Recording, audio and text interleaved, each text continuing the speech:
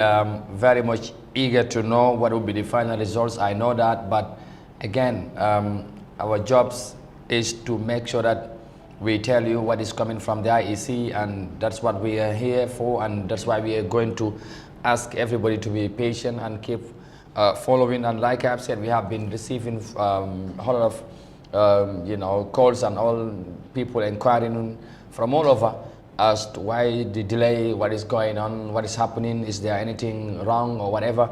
But what we always say is that so long we know there isn't anything that we know that is, there's been a hindrance, or there has been that has been the more of the challenge for the IEC. But we say it's the IEC that is responsible for the collating or collation and gathering and confirmation and announcement of results, and they are the body responsible for that, and they are doing that. Yeah, so things are slow, as everybody have been watching and all that, but inshallah, as we all wait and hope, like I said, we will get there. I know it has been a long moment, but inshallah, we will get to the dream, to the final destination, inshallah. Su ko defee rek mbokk yi ñu dellusiwaat fii ci Eyeafrica TV, ñu ngi leen di nuyu di leen jaajëfal bu baax fi ngeen mënta nekk ci biir réew mi ak biti réew. xam naa ne toogaay bi yàgg na lool, kon niñ ko waxee, xaar tamit yàgg na, waaye kon niñ ko waxee woon balaa ñu doon jël break ne IEC waxoon nañ ne ci 11 o'clock bu jotee si la ñëw dellusiwaat pour ñëw continuer li nga xamante ne mooy seen announcement bi. moo tax ñun tamit gis ngeen ñu ñëwaat pour fas yéene dégluwaat chairman bi lan lay indi, ñaata constituency lay wax. ñu ngi leen di wax ne 36 constituency ñoo des, kon lu des bari na. xam naa ne ñëpp bëgg nañoo yàkkant nañ xam fu mu nekk nii fu mbir mi féetoo, waaye nag comme IEC tey nii lañ ko doxalee te ñoom rek ñoo am sañ-sañ pour déclarer results si, ñooñu foog ñu ànd ak ñoom am patience, te tamit yaakaar na incha allah yaakaar bu ñu am ci ñoom nañ ci taxawee ba mot sëkk. Gambien si yëpp ñu ngi leen di seet, aduna bi ñu ngi teg bot Gambia jamono ji. ñu jégaluwaat ci baat bi baax waaye du ñàkk parce que rek liggéey bi moo ko laaj. Binta, so we are back again, and for I think for the second time this morning, and I know we would be here for almost, I think, only God knows, because we can no longer predict as to how soon the announcements can be done from the IEC. But what we can certainly say, as we know, inshallah, so long that we IEC promise to announce the results, we will be patiently waiting and here to make sure the Gambian people are correctly and adequately informed, inshallah. So we are back to continue the work we have started since yesterday at 8 a.m. or in fact before that time we have been out about, of course, to make sure that since 4 a.m. yeah, absolutely. We were on our feet and ready to serve our nation in our ways, and like of course the IEC also has been doing. Maybe they also were very much on top of issues and making sure they deliver as expected. Right, like you mentioned, we've been here since yesterday. I could say since 4 a.m. yesterday, and I believe most Gambians also have been, because of the tension. When you're going in for a war, should I say, you are always like, am I going to win? Am I going to lose? So this is something that I believe has affected a lot of people. And with the calls that we have received from various people, and I believe that also is because they're worried, maybe, the tension is high right now. So like you said, is 36 constituencies left. We don't know what the IEC is coming up with. Maybe at least if they come with at least 20 constituencies, things will be level. But for now, we still have a long day to go, honestly. But hopefully, things will change. Yeah, that's what we hope. But again, we cannot predict or certainly say so. But let's keep the positive and hopeful as always, inshallah. And then things will be fine. Su ko defee kon niñ ko waxee ñu bàyyi rek nga wax gaay ñëwaat nañ. So 11 o'clock jot na léegi nag gisaaguñ dara. Usually kon ni ma ko waxee li doon am mooy su fekkee ne IEC war nañoo ñëwaat yenn ci official si deputy chairman bi ak yenn commissioner si ñoom ñooy jiitu ñëw ñu toog ñu xaar ne about 1 minute 2 minutes balaa chairman bi di génn si pour def announcement bi waaye dafa mel ni 11 jot na waaye gars yi génn naguñ xam naa nag mun naan foog ñu xaar tuuti ak teg waaw. comme Amadou Ba fo ka ñaamen murda na ko take kabirin kunu mbale jang pour kaje ko mi yalon ko wolbe kering election o nyi na natale a nyanta nat la ñami kabirin kunu 4 am tol dolbe ñala mbe du kola bari bitu nala ne ko minu fana be sirin suko no wol fana nalon tension o be hayre wol kanne wol fana nalon ko iman sino so wala mo banku do koti mbele dentanyin na ando nal ne ko mbele ba akela saintenting tansaba ani woro wolle tuta koma constituency tansaba ani woro wolle man resol sol man fofolo bari bitu hani fo sain be IEC le batu kan IEC ko 11 o'clock bari sain is a minute past 11 hani sain be sirin be to le batu kan andu man sain je folo kom e natale because albe min je kan tenting alla screen auto abu ko mo man tra sirin je mam moje comme Amadou ya fa nyami ndoro anin ala do ko nyol wolle folo nyanta nala e si then after 1 minute or 2 minutes I will at finance fintina wolem IEC chairman te ay ne join pro resol sono resol solni barbetu hani fo bimbi janne den te hadila kato min important wala mun nyinti ko na long resol sol be nyaadele anen jumale be nyaato jumale be koman mol nyanta wala lon nak andu nal ne ko ato min yalon kalbu mul jibe kan saintenting wala alla interest ala barka wala ala barka thank you very much Lolo amna solo one thing I know with this kind of approach or with this kind of announcement style that the IEC is doing, it have more or less caused some frustrations among people. People are more, not happy with the IEC. But again, like I said, we know there have been concern across the board, and also in some quarters that IEC have to be cautious. They need to take their time before announcing results. They need to make sure that they get things right and factual. Yes, that has been the call. But with such an approach, and they have been cocooned in their headquarters for an hours now without communicating, without people know what is exactly happening. All we know, I know most of the results has been since yesterday been transferred to the IEC. I think one of the constituency that we were confirmed that have confirmed their results and transferred was Nyanija constituency, which was in fact before 7 o'clock yesterday in the evening. We understood they transferred their results, but we had no right to make the announcement as we said. But and we are yet to hear that constituency been announced. So it's really tricky somehow to understand. But again, this is what we are witnessing. So I don't know what can we learn from this as a country. People have been talking a lot about the IEC in terms of their operations and all that, and think something have to be done, maybe to better equipped or empower or maybe upgrade, if you like, from the IEC or within the IEC itself. Maybe more personnel is needed and all that, but that will be a discussion for another day or another time. But right now we can't talk about that much. What that we want to talk about is about the results and the announcement. How is it done? How soon is it coming from the Independent Electoral Commission? But really, it's something. Let's go there straight and talk to our reporter Mariam Cham. She's on the line back. Where she is right now since yesterday. MC, thank you very much. Again, we have to say, I know the struggle is long and everybody is tired, but what is happening right now? It's almost 5 minutes after 11, and we spoke, the last time we spoke to you, you told us that IEC would come back at 11 o'clock.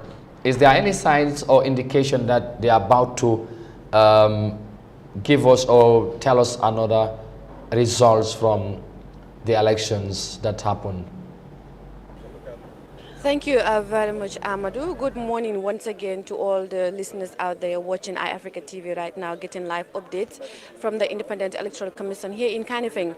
Yes, the IEC chair mentioned that they are going to come back to announce another set of results by 11 a.m. But the situation right now, we're yet to see any sign of them coming out of their offices in order to come and sit here and give us the updates that they have.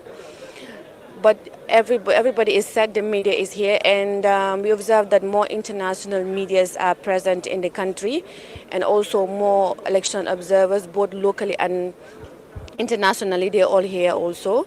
The place is very, very booming with reporters, both national and international. But right now, we haven't seen any sign, even though it's close to 11, we haven't seen any sign of the IAC coming out to give us another set of reports, as they have mentioned earlier. It's already after 11 MC, so it's just something as, like you said, there's no signs that IEC is about to make any announcement. But is there anything, or are the international observers raising any concern or issue with regards to the delay that is happening from the IEC?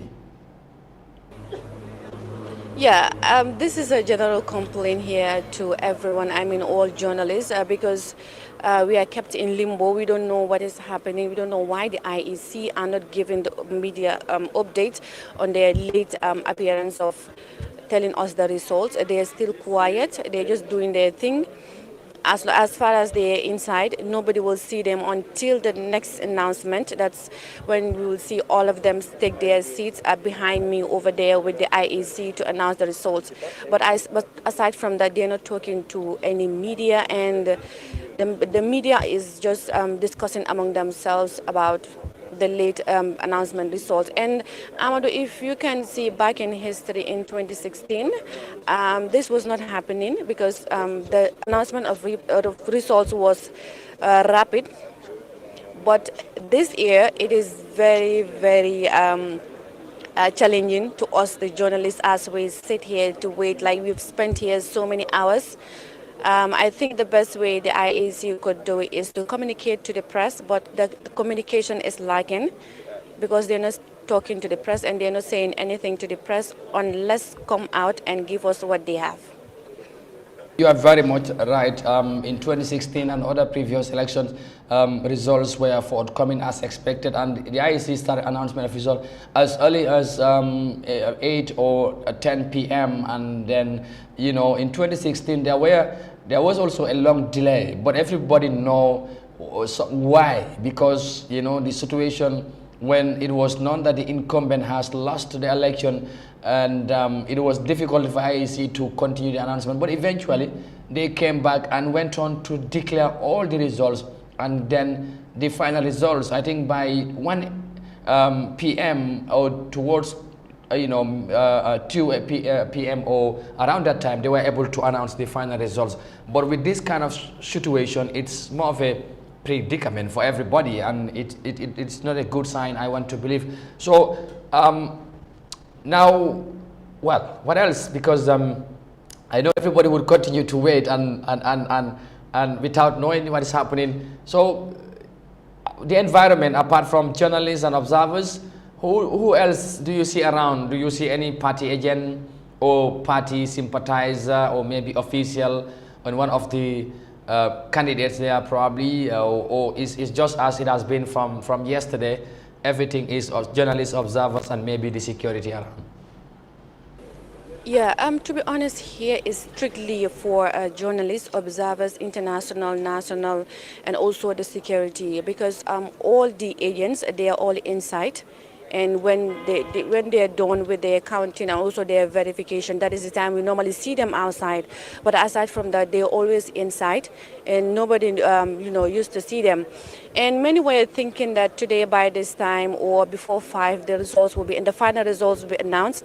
But I am afraid we'll spend the whole day here again like yesterday, because the process is very slow, and the IEC normally announce after 2 hours, after 5 hours, or even after an hour and a half to come out and give us the results. So as you can see, they said 11, and like I said, we're yet to see their signs. We are not seeing any IEC official coming out of their offices, but everybody is waiting in order to get what they have for us. But to be honest, we're going to spend the whole day here again.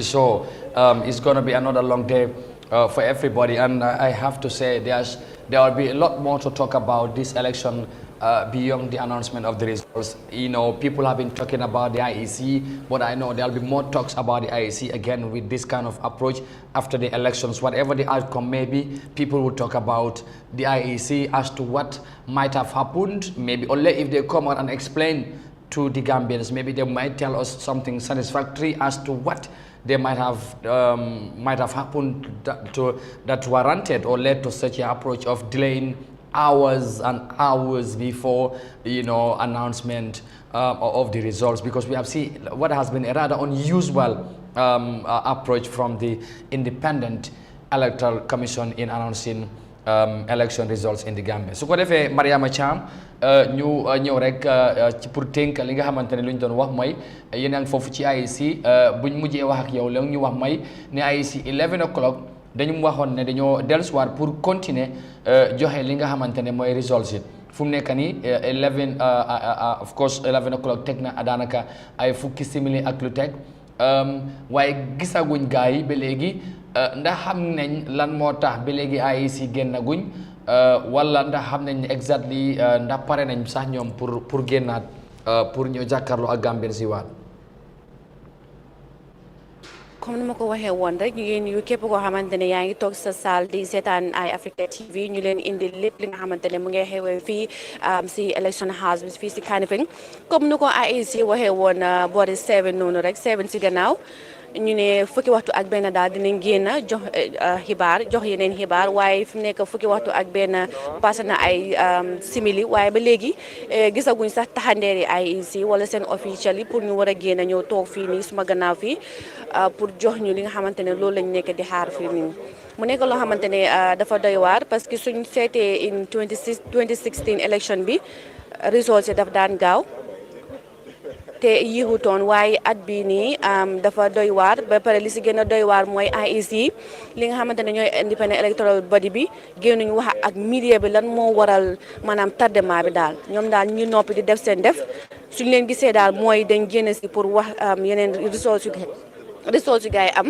waaye aside from loolu noonu duñ dee gis seen taxandeer sa si biti ñoom ñu ngi si biir tëju ak tam ñi nga xamante ne ñooy party agency parce que fii moom dañ ko restrict maanaam fii place bi nga xamante ne journaliste rek la international observers yi national observers yi ak ñi nga xamante ne ñooy sécurité rek lañ allow pour ñu nekk fii nii si election house mu nekk loo xamante ne lu am solo la waaye aside from loolu noonu Amadou ñu ngi nii toog di xaar gaay waaye election bi daal comme ñu bari foogoon nañ ne balaa comme dimanche tey si time bi nañ xam ku jël réew mi maanaam ku win election bi waaye comme nu mbiri di demee dinañ fi toog ba guddi parce que IEC process bi dafa slow torop so foog ñu toog rek xaar leen te ñoom ñoo ñu mën a jox results yi nga xamante ne results yi accurate la ñoom ñu mën a jàppale taskati xibaar ñu joxe li nga xamante ne moom la nit ñi bëgg a dégg so foog ñu toog xaar leen waaye nag pour muy leer affaire yi dina guddee torop tey.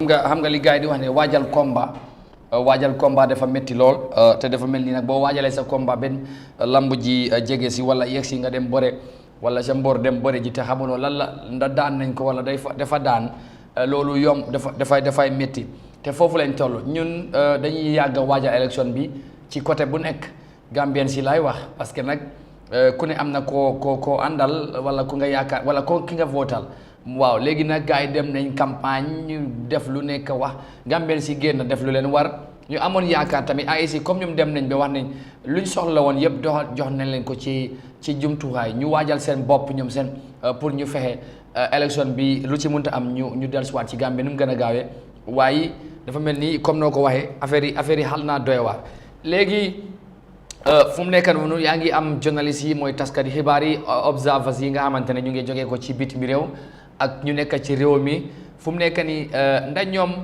ñu ngi waxagum dara wala ñoom mbir mi nu moo demee amuñ dara lu ñu nekk di laajte wala affaire yu xalu leen jaaxal daal ñoom tamit ci nuñ ko gisee parce que ñu bari ñu ngi wax ne lii comme noo ko waxee yow sax léegi ni AIC duñ ko doon defee nii waaye ren xaw ma ndax coow li bi nga xamante ne Gambien si loolu lañ doon wax ñoom nañ fexe ñu joxe results yu déggu yu wérte wóor moo tax ñoom tamit nag ñu bugg a jël seen time ñu bañ a yàkkamti ba gis ne lu munta xew lu mu yàgga na lañ ko jaral ñoom tamit ñu bañ a yàkkamti ba pare joxe results yi nga xamante ne du indi benn coxu ndax gaa ngee sooraale loolu tamit fi ngeen nag wala ñu ngi ko waxtaane waaw Amadou lii dafa nekk loo xamante ni dafa naxari ñu bari maanaam si taskati xibaar yi parce que lu leen naxari mooy li noppi waayu IEC bi parce que ñoom ñooy taskati xibaar yi parce que fi mu nekk télé yu bari ñëpp ñu ngi toog seen télé yi different TV stations different radio stations di leen déglu soo suñ toogee ay few hours yoo xamante ne dégguñ dara si media bi dégguñ dara si IEC loolu tamit du neex li nga xamante ne mooy taskati xibaar yi parce que loolu moo tax ñu toog fii nii waaye su fekkente ne IEC ñu ngi am communication channel boobu noonu génn si di wax ak media bi lii ak lii moo tax report yi late wala ñu suñ announcement yi late foog naa loolu noonu tamit ñun mi nga xamante ne ñooy taskati xibaar nekkal fi nit yi dinañ mën a wax ak nit ñi ne lii ak lii la IEC wax moo tax results si xale late waaye loolu noonu amut loolu mu nekk loo xamante ne tamit lu doy waar la parce que toog fii nii ay juróomi waxtu ay ñeenti waxtu di xaar results dafa métti surtout guddi sax parce que ñu bëri mënuñoo nelaw parce que foog na ne suñ tëddee nelaw rek dinañ nelaw fàtte ne ñu ngi war a am liggéey IEC ñëw seen gannaaw annonce results moo tax ñu bari dañ doon nekk di junkoo sax wala toog foo xamante ne at least jàkkaarloo bunti office IEC nga xam ne suñ génnee rek dinañ gis gaay loolu yëpp lañ sóoraale moo tax affaire bi xala métti si taskati xibaar yi tuuti rek. waaw non métti na bu baax kay bu rigaay bu pata bu mag kay waaye yàlla baax na léegi tey ñu continuer di am patience rek di muñ ñu ñaan tamit Gambien si nañ continuer di ànd ak dal yàlla baax na xam naa ne ñoom tamit ñu ngi xëj na déglu réaction Gambien si fu mu nekk nii MC comme ñu ngi continuer di xaar yow tamit xam naa da ngay continuer di ànd ak gaay rek di xaarandi foofu comme yaa ñu fa nekkal bu fekkee ne anytime rek buñ xamee kañ la ñoo ñëwaat den ñu dellusiwaat ci yéen ñu gërëm la sant la bu baax fu mu nekk nii xam naa ne xaar rek moo ci ses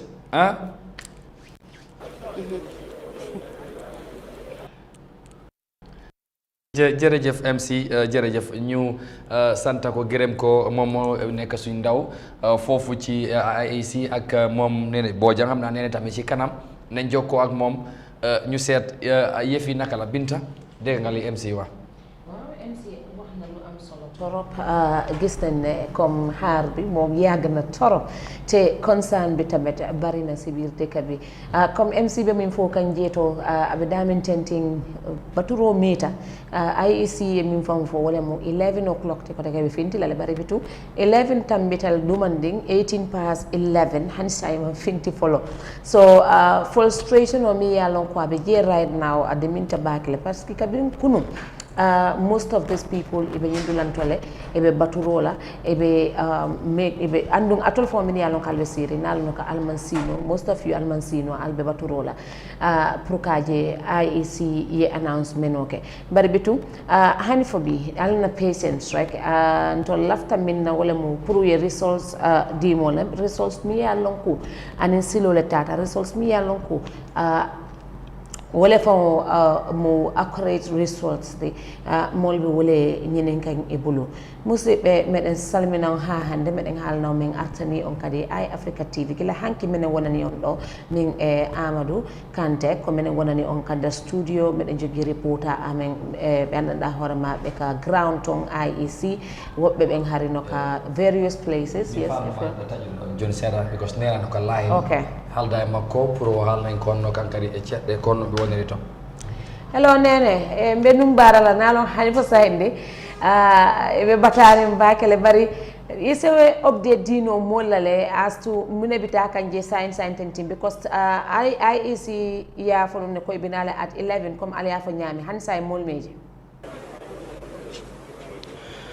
baraka bake Binta Diallo anin Amadou hansa en katandala ko alka jibero anin moyro ka bonon fanna men wolom Eyeafrica TV nin tembe nan fela ice la bumbato halbe alon ko carte for be keren carte fa sa en control be keren binta sentence mol kalam den mina wala nin ko wato men nan wo announcement ol di woron kibarol ti medialon ko ngi soto ka bon ice la fanala saimba ice bar ko bawe ko mole ko talantang anin kili mem 11 mbe wala batu kam pour e finti na kibar do di molla bari ngal nako ice la kulbi ka tariya ba tumando na miroto aning dankene amin soto ko IC very soon iba finta nan banta pour kana nan kan update kata nena ko mune be bulo kono deni bajale ko fana sa min janyan no dunya kono bawo bi mo be la moy kan tulkile wala follow min bina kala ala damale o long bari IC mbole batu kan hansai. So saying situation of Benyadi Lejeto at the moment with other observers and in reporters sol media lonko journalists sol media lonko bije with international journalists sol bije yamire man full straight imam full straight no je e sute e nyaada to ba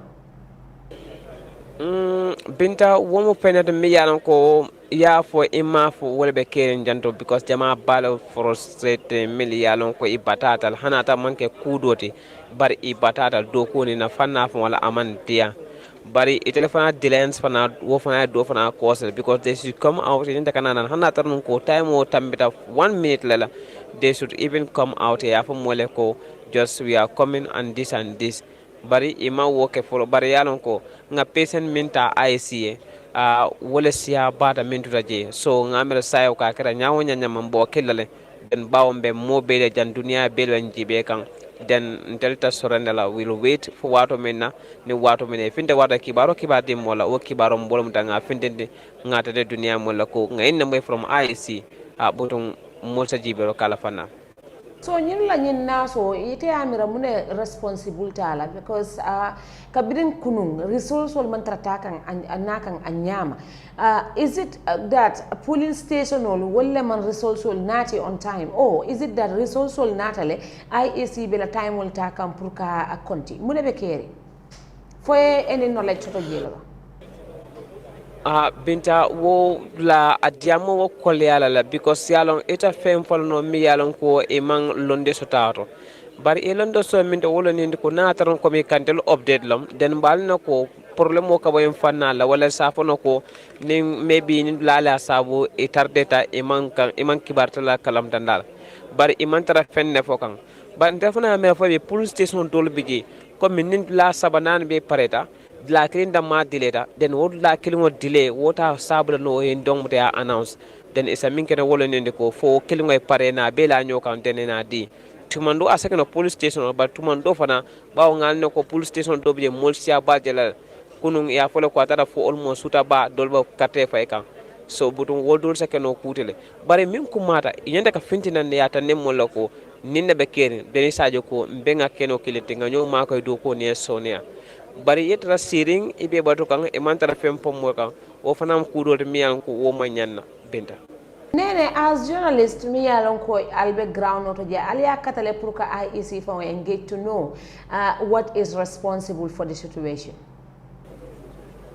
jang e bika diamo e bika fem foy no matter what you try ba folene ko just wait for us we are coming very soon mbe update o di lalale so yalo ne ni be do ku lato at least ni ko be ko do la je den e kanta kudo miraje wana ke kawali dal da maltema wala kuma kan wala wali ma wodu wajang bawo momo mi e sijang e ibole e ka fo ko be jande pour ngadi sol diala aliya publish so then albe wala batla and then yalon ita tambino kudo wala e pus wala kuma fo e bo danna wolto folo woseneyata bari bitu namwele ko security presence lafajele how true is this nene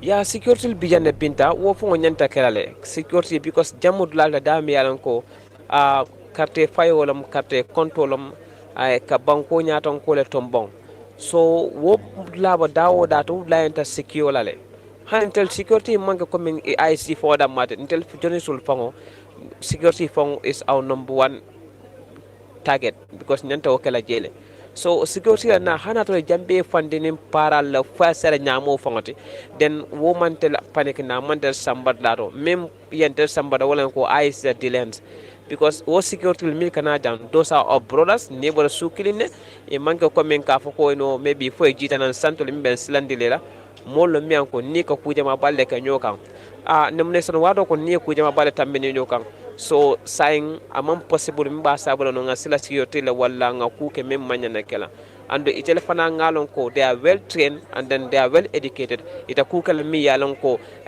min dimin takata men so wado ko no saying femme anko kuba ni ngolon binta security la na akuma tale han say ni sano ni a deploy no problem hani atone duma ni santo beke security woma mols landi maybe mil malong e ma kalamta e nene ma kalamta then asake no wole problem.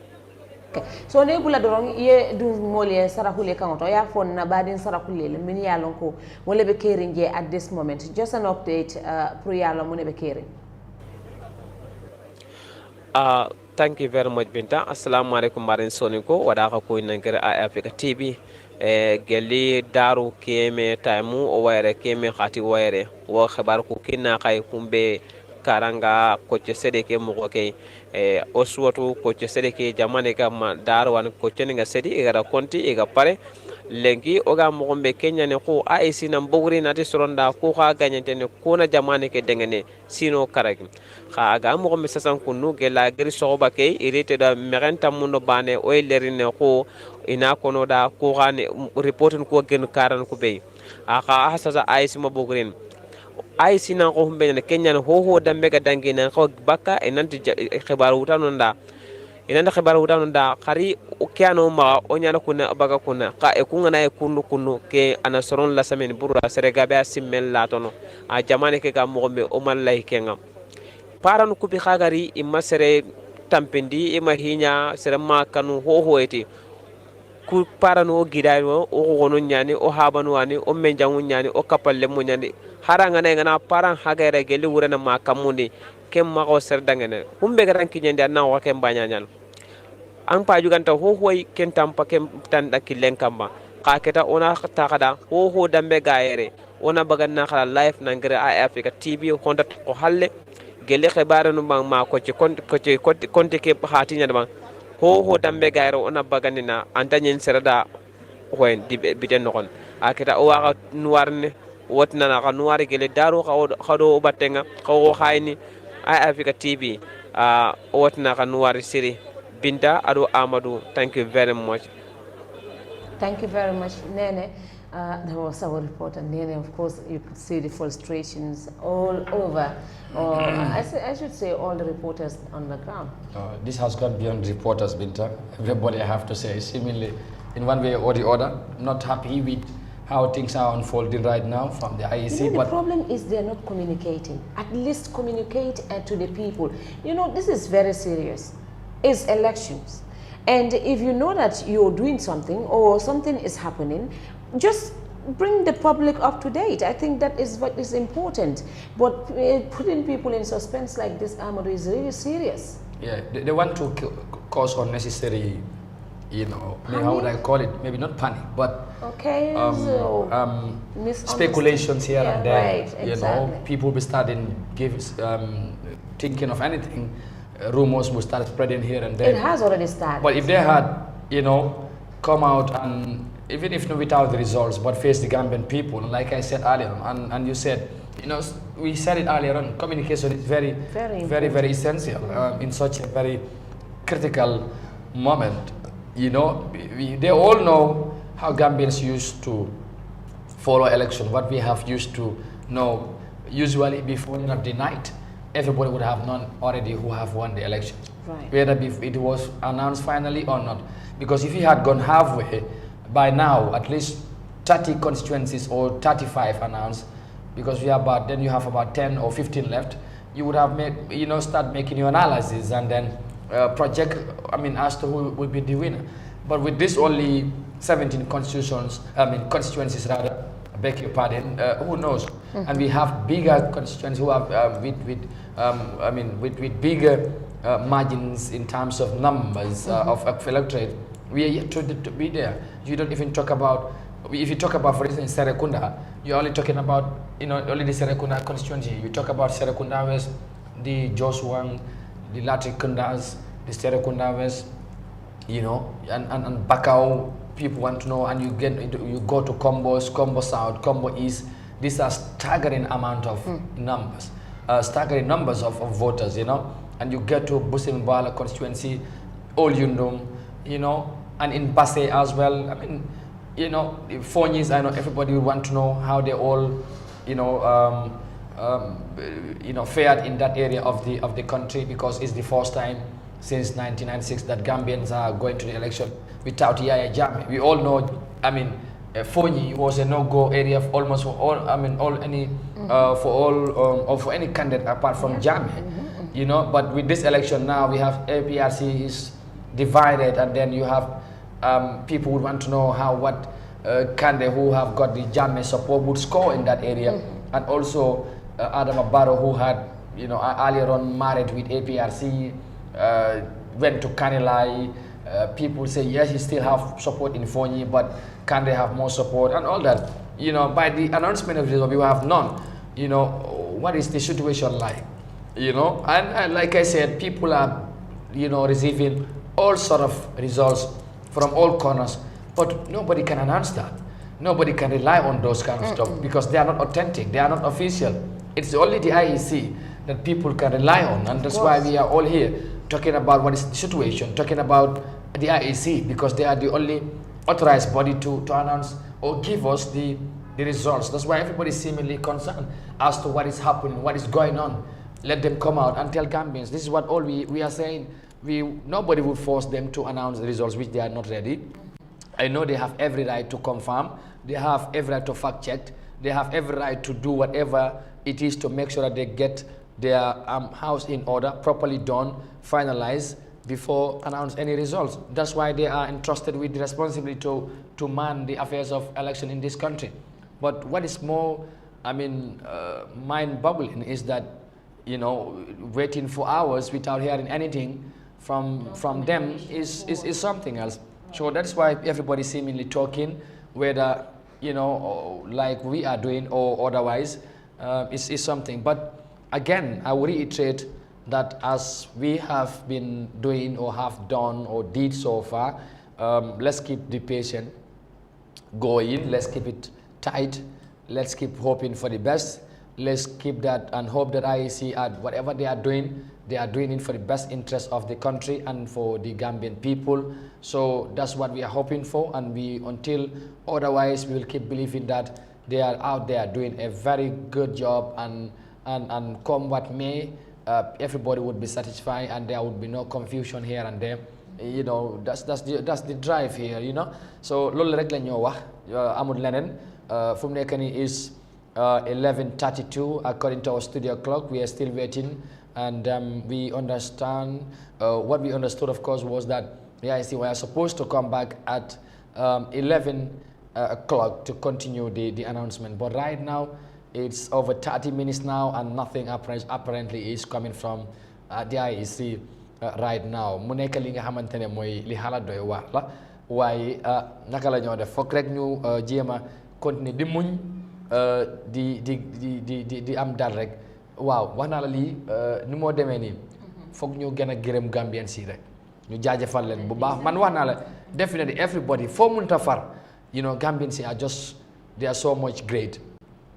Te wane nañ ko ci election bi, there were so much worries, people were scared, and somehow am na ñu bari foo ne Gambia this time moom no dana am na mu demee, but you see yeah am na supermarket bi bagage yi soo oytuwul jeex na sax ngir nit ñi panique buñ panique di foog ne tension dina am mbaate leneen. So loolu moo tax IEC dañ war a bàyyi seen xel bu baax a baax tamit. te loolu yëpp dañ ko war a sóoraale parce que fu mu nekk nii ba léegi am na ñu jënd seen bagage ñu ngi ko denc. Amaana sax loolu commencé na jeex te ñu ngi ci weekend bi am na ñu demoon ci banque si génnee xaalis. So yooyu yëpp waaye loolu yëpp buñ gaawee tey moom ñu xam resource yi naka la you know dafa baax.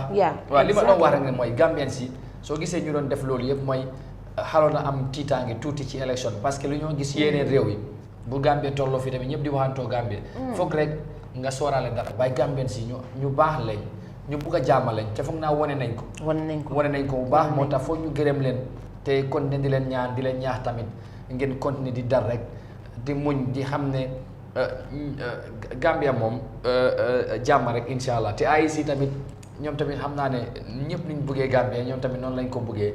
te nañ tamit nañoo def leen war donte ne yéex na yàgg na métti na waaye daal foog ñu muñ nit boo déggee ñu la muñ lu métti rek lañ naa ne muñal waaye tamit lu olof ñaa wax ne ku muñ rek muñ soo jërë ngeen jëf ci loolu Binta su ko defee ma bàyyi la rek nga tënk yëf yi ci kàllaama Mandinka tamit ñu fàttali gars yi ba léegi ñu ngi xaar AIC waaye déggaaguñ dara. Well, Mbadiolo, between comme Amadou Yahya Jammeh, hani fo bide be IEC le batu kambari baturo meta ka bring 11 o'clock ye ko 11 o'clock le wina bare hadi fo sang is 35 past 11 to la studio kono jambare imam fintina follow andong sainti je mi yalon ko aitande from our reporters ka aitande kom I natale because mamudara moje ka mi yalon ka aside from the observers and international journalists Gambian journalists mi yalon ko ibe ground to je observers ul mantara fenje kanje coming from the IEC itself. So there is no sign as of now come kait and the IEC bina kanne pour kana results will announce.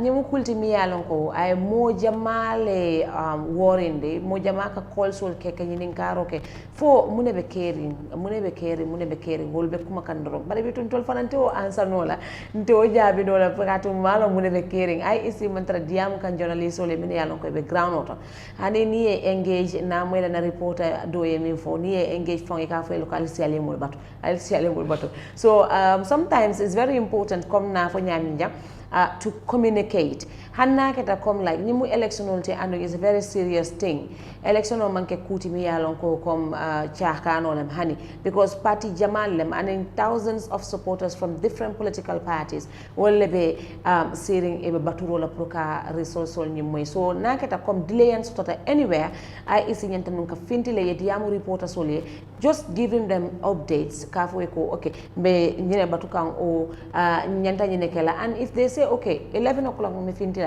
yeah make so 11 ye finti but nyanta make so before a time the journalists or their house is in order but abe koleala bakele even though we know IEC might be taking a lot of their time now cartonal ne ko sciententing it la feel like a rush but then at the same time in doing so communication o nying wo important bakele carton na mol min bi je full straight tele Gambian will full straight tele Gambian will batata baturo la because results will need time ta bakele betun fo ibabe dajale kande banka results will be di sinya kele bang tumando aseke bari betun nte fenne fo no la le mi yalon ko atata o kabonan IEC at this point wolem kuti mi yalon ko wolbe caring sciententing Amadou wolbe caring sciententing so what else léegi lu ñu def Binta ñu fàttali gars yi ne comme si élection bi lañ nekk nga ñu fàttali am na sax ñu nga xamante fàtt nañ kan ak kan ñoo bokk ci élection bi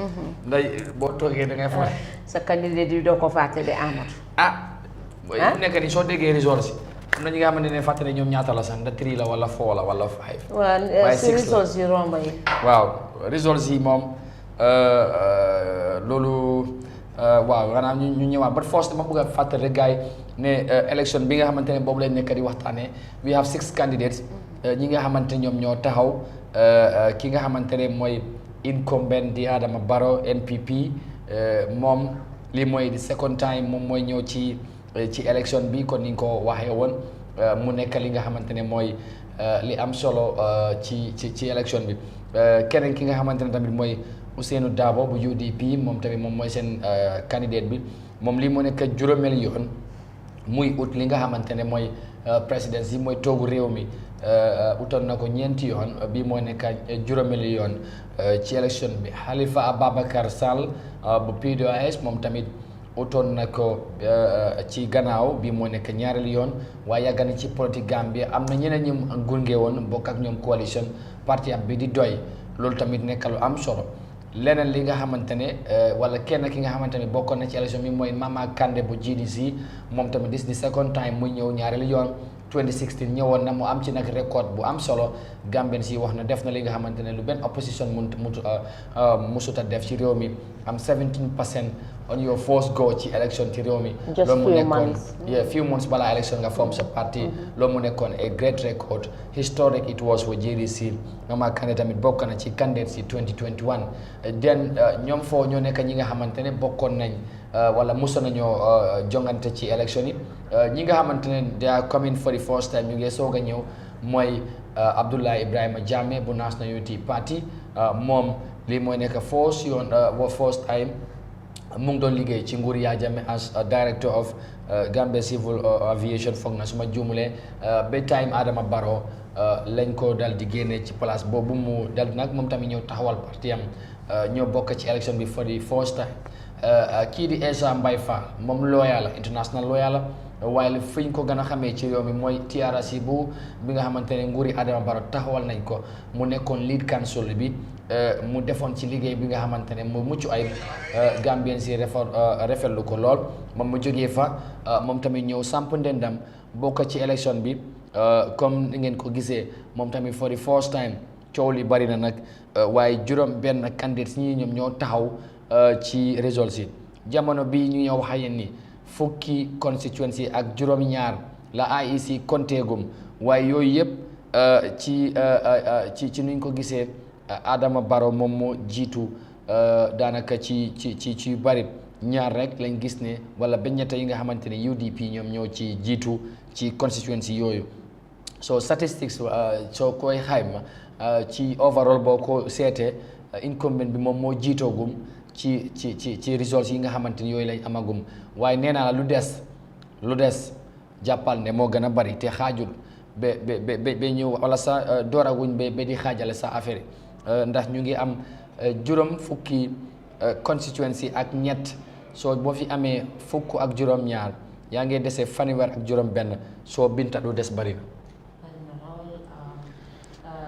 na tënka loolu noonu maybe si angale ji parce que am nañ ay international ñoo xamante ne ñu ngi follow also programme bi bëgg nañ déggal lu ñoo wax fii so pour nga wax leen rek waaye comme li nga nekk di wax sa intenting de batu roome ta andum comme ka fo ñaame ndoro betum resource jamal le tuta koma 36 a manque resource ndenti damin tenti mi yalon ko wolle tuta koma tumando comme amru ya fo ñaame ndoro ni ka nyaaw nyara ning IEC be fintale diam mole ande ba fala mole ko e ba fala mole exactly min fa be caring tumando e ba resource more resource benale katum ma expect ni baturo min be kata kabirin kunu yena finti ye resource ndindi mol hani e ni wonte ngabe dunal de amadu bobu don so hewe ñu tok loñu fi depuis demba ñu geenat within hours again ñu ne ñu indil ñu ñaari resource ma ñetti resource bobu de dina métti de waaw boobu góob nañ ko def. waaw ma bàyyi la rek yow tamit nga continuer. waaw ok thank you very much Binta loolu am na solo kon ni nga ko waxee rek ñu continuer di am patient.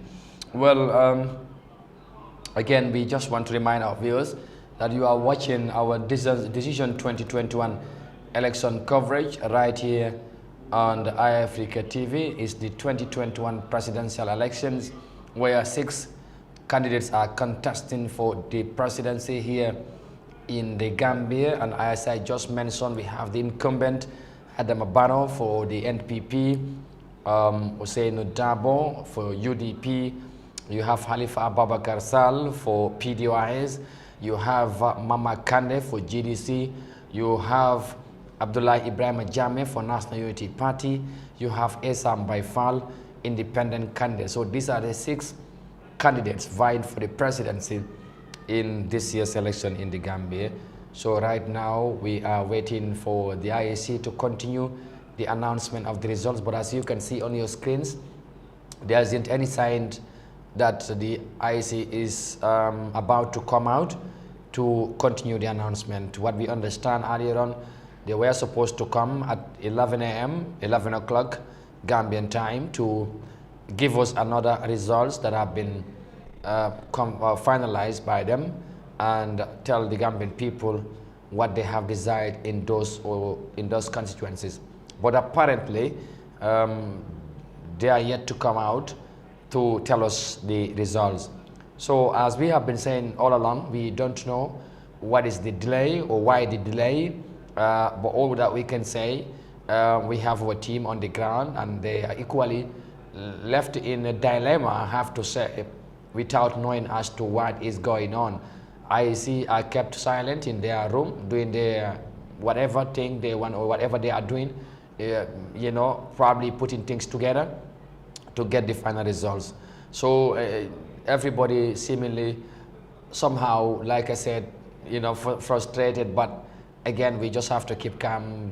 That's the message here right now, and keep everybody waiting, or keep people calm and make sure that the situation would not go out of hand in whatever the case might be. And as we wait, let's keep discussing around the elections, probably what to expect at the end of the day.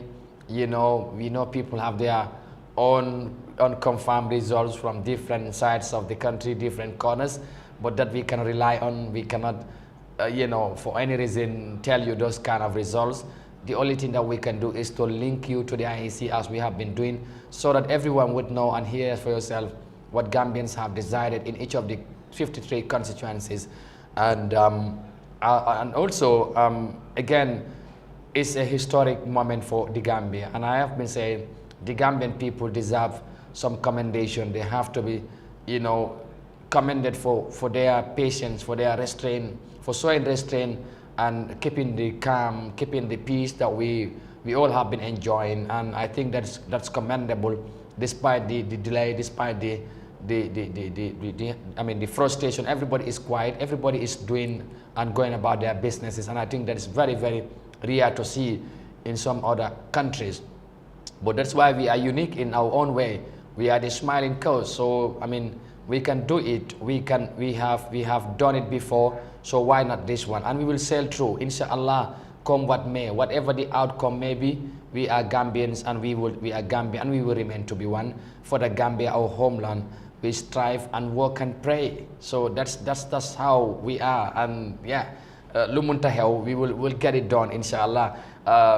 We getting different reactions as well. I know many of you out there, especially Gambians in the diaspora as well, have been following our program.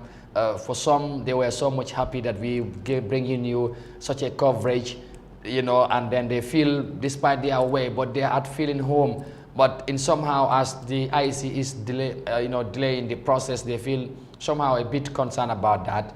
But we would keep telling them also, wherever they are, let them keep calm. Gambians are home, are patient, and let them also do so, and wait as we hear the results from the IEC. Hopefully before the end of the day, everything will be done and finalized, and so we can celebrate together as a country, so we can come together and be one and unite ourselves, reconcile and move on as one people, one Gambia, one people, one nation, as you know the saying goes. So Lord, like, is very you know, tense somehow, I know, in some areas, because of, you know, the people who are supporting different candidates would want to know what performance their candidates have done in some of the constituencies, and eventually overall how they have performed in this year's elections, because there will be analysis that will be done at the end of the day. So that is quite very, very essential for all to take note of as we get to this moment. Again, one thing I also want to say, and we have said it also as well, this is the first election since 1995 or 96 that we are going to the polls without Jammeh. But Jammeh also, despite being away, he's yet still having an influence in this year's election. He have been talking to the rallies. People were saying, Jammeh waruta call, Jammeh amna right pour call. That's, you see, democracy. You know, mixed feelings about that. So, but you know, we are in a democracy, freedom of speech. Jammeh is a citizen, and like all of us, so he have right to call. Others are claiming, others are saying his words of utterance are somehow concerning. But all you have to do is ñëw na jàllal léegi jeex na Jammeh léegi kay buy call xanaa mu nekk beneen facette, waaye foog ma dina call pour mu wax ci beneen rally, because rally amatul fii ba maybe April, xanaa bu fekkee ñu ngi dem ci parliamentary election.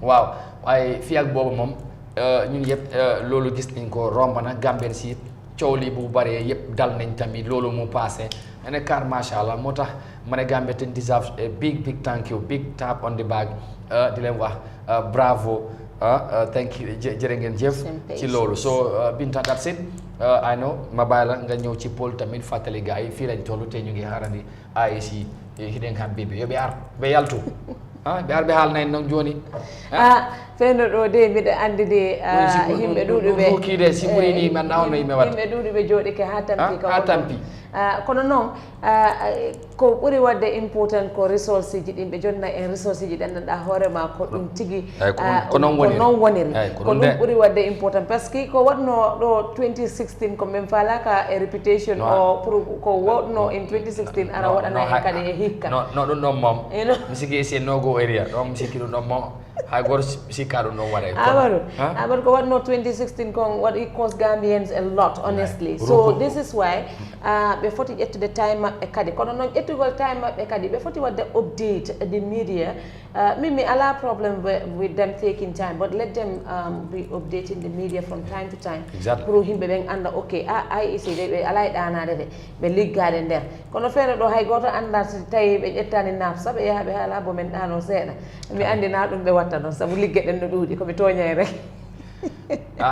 so ko golle noon ko golle kono hay joni en habbotoɓe rek en daren ko honde tuma ɓe yaltata kadi kono noon right now is 9 minutes to 12 ko 11 ɓe haalno ɓe yaltay kono hino ni hay joni ɓe yaltani taw te 12 woni arde yonugol enen kadi wayno ɗo ha 12 so ɓe arani minen kadi min yaha min yara min ƴetta break minen kadi so tawi 12 yoni ɓe arani mi ƴetta break min yaha minen kadi min yara café seeɗa saabu tampere waɗiɗe ngal Allah eyyi an mimi yarata ataya ɗum min de mi ye andi wajam fen o dara yum en nami fen ɗo am spofine kon konon fos bi dawna ɓe par way gis nga ɗi bidema ɓe léegi munma am ben cas sabu deguer way because mooy loolu aman ataya moom si la lii moom kay mooy loolu daal waaye daal nañ leen bàyyi rek ñoom tamit ñu def seen liggéey because il faut ñu jël seen time di élection bi nii du élection bu ndaw de dafa crucial waaye nag jël seen time tamit na gars yi dina nag wax media mi lan moo xew xaar bi moo yàgg at least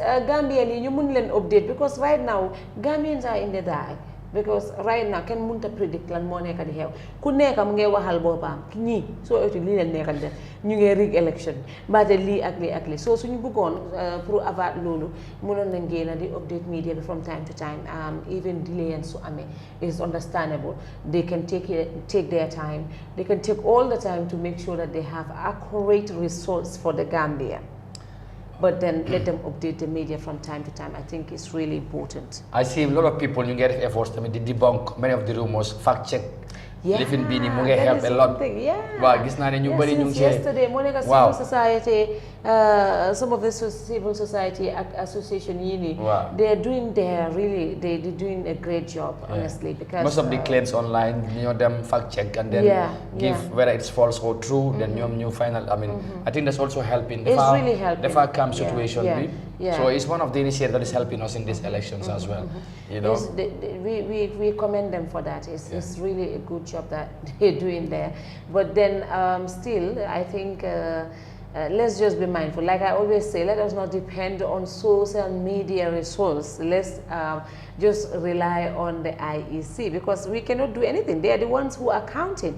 We are here in the studio and most of us are out there. They are not at the IEC there. They are not at where they are counting. So we need to wait for them to tell us the actual results. That's the only thing that we can do, Ahmad. I was just imagining when I used to be at home following elections then and then be sitting the whole night writing results, trying to put results together because almost in every 30 minutes IEC were constantly coming, giving out and you know there'll be delay but not that much and then you know by the time we get to the other day you have already know who has like win the elections. In 2016. Exactly and before 2016 as well. By this time everybody knew the winner. Who the winner was. I didn't sleep the whole night in 2016 also. I think I did like you were doing. I was writing every result with every number. But I detected the mistake during jotting down. I was calculating. We have time. And I know most Gambians have time for that now. I was calculating step by step, but I detected mistakes, and I told my sister, I told her, look, there are mistakes here. I don't know the actual numbers that the IEC is calling. And what I have, yeah, it's different from what we have here. I don't know what is going on. So, and it was detected that there were mistakes. So eventually, that caused some sort of a commotion in the country. I was gonna say this. My 2016, delay amon. There was a long delay. I see they start around 9 o'clock, 10 o'clock, new them 12, 1, everything in the cup. So everybody was wondering what was going on. But you know, with this sport counting, everybody knew already what happened in that election 2016. People got their results, others had already confirmed, you know, but with all that, people were never carried away. Everybody was still waiting for the IEC to tell us what happened. And that was so much important. Here we are again, the same thing. But in that delay, we know how the system was. Right. It is completely a different scenario. So that's why people are saying why IEC is taking such a delay. And this delay is far longer than the 2016 one. Of course it is. You know, we have only 3 announcements so far, or is it 2? We have 3. First was Janjambure only. They give only 1 because they went. Sat 4 hours, they came back, give us 4. They went back, sat for almost 5 hours, they came back, give us 13. Now we are sitting almost 5 hours again, 4 to 5, and we are not hearing anything. What do you have? Lan moo xew IEC laaj IEC lu xew waaye nag Amadou war nañ jël seen time de waaye nag nañ update media bi rek man loolu rek moo nekk suma concern waaye nag they need to really seriously take their time. We don't want a replica of what happened in 2016 to happen again. We cannot afford to run. No, we cannot. Because I believe in 2016 Amadou was nowhere to be found. No, my boy is watching me, my bro. Suma waay moom xam na sax xam naa du ma dee faral waaye xam na ne mu ngi maa seetaan xam na ne 2016 man ak moom la woon. Waaw si ñun gaa yëpp dem bàyyi ñu mu ne ma ñun moom si side am lañ ne ko yii waaw ay joolaa yu bari ak séeréer yu bari daw génn Gambia. Baax na daal boobu history la soo suñu bëggut lu mel ni noonu nañ bàyyi IEC ñu def seen liggéey waaye nag lu ma leen di wax rek mooy ñoom nañ try bu update nit ñi tamit pour nit ñi xam fan leen toolu suñ joxewul ressource sa waaye nañ update nit ñi wax lan moo nekk di xam nga élection kese problème la waxantuma lu mu àndal coow li fale yaakaar bi campagne bi ñi nga xamante ne imaginal candidate si yëpp ak ñi ñu àndal dañu wóor ñeneen ñi soo leen gisee sax da nga leen di yërëm moo tax nga xam ne kuñ dénk réew mi li lay xaar bari na de you know waaye léegi ñooñu ba léegi coono boobu waxantuma la loolu coono boobu mu ngi si seen biir waaye diggante démb ak tey beneen coono yokkaat na ci because ñoom demuñ fende waaye préso buy ñëw ci ñoom rek is something else foog announce suñu results ñoom duñ nekk ci jaamam parce que seen militants yi seen supporters yi seen sympathizers yi dañ leen di call ndax dégg ngeen affaire yi naka la ndax yaakaar am na ndax win nañ ndax wiinuñ so you cannot say no wiinuñ wala win nañ because yow bëgguloo sa nit kii mu feel otherwise te IEC waxagul the only thing li nga mën a wax xëj na mooy non bul yaakaar am na waaye nañ xaar IEC rek am na lu ñu am waaye xam nga bëgguñoo tasaare affaire yi because xam nga nii nangam nanguñ ko that's what you can say but I know all of them am nañ their representative and different polling stations you know so ñoom they have already called their numbers yónnee na lañ ko ba pare am nañ ko comme ñoom niñ ko waxee woon 2016 some of them said when IEC made the announcement ñoom coalition bi xam nañ ne win nañ but they knew ne there was a mistake IEC def nañ mistake the result buñ joxe wasn't accurate you know waaye ñoom xam nañ ne win nañ so with that you know they sat down and keep going then they waited IEC to come back and do and corrected the mistake and then announced the correct result so bii tamit who knows they might have already ku nekk si ñoom candidates si xam nga sa results already so yaa ngi toog di xaar but you cannot do anything right now because you are not authorized to do so so all that day you can do is to keep calm like any other Gambian wax sa supporters yi nañ dal ñu xaar IEC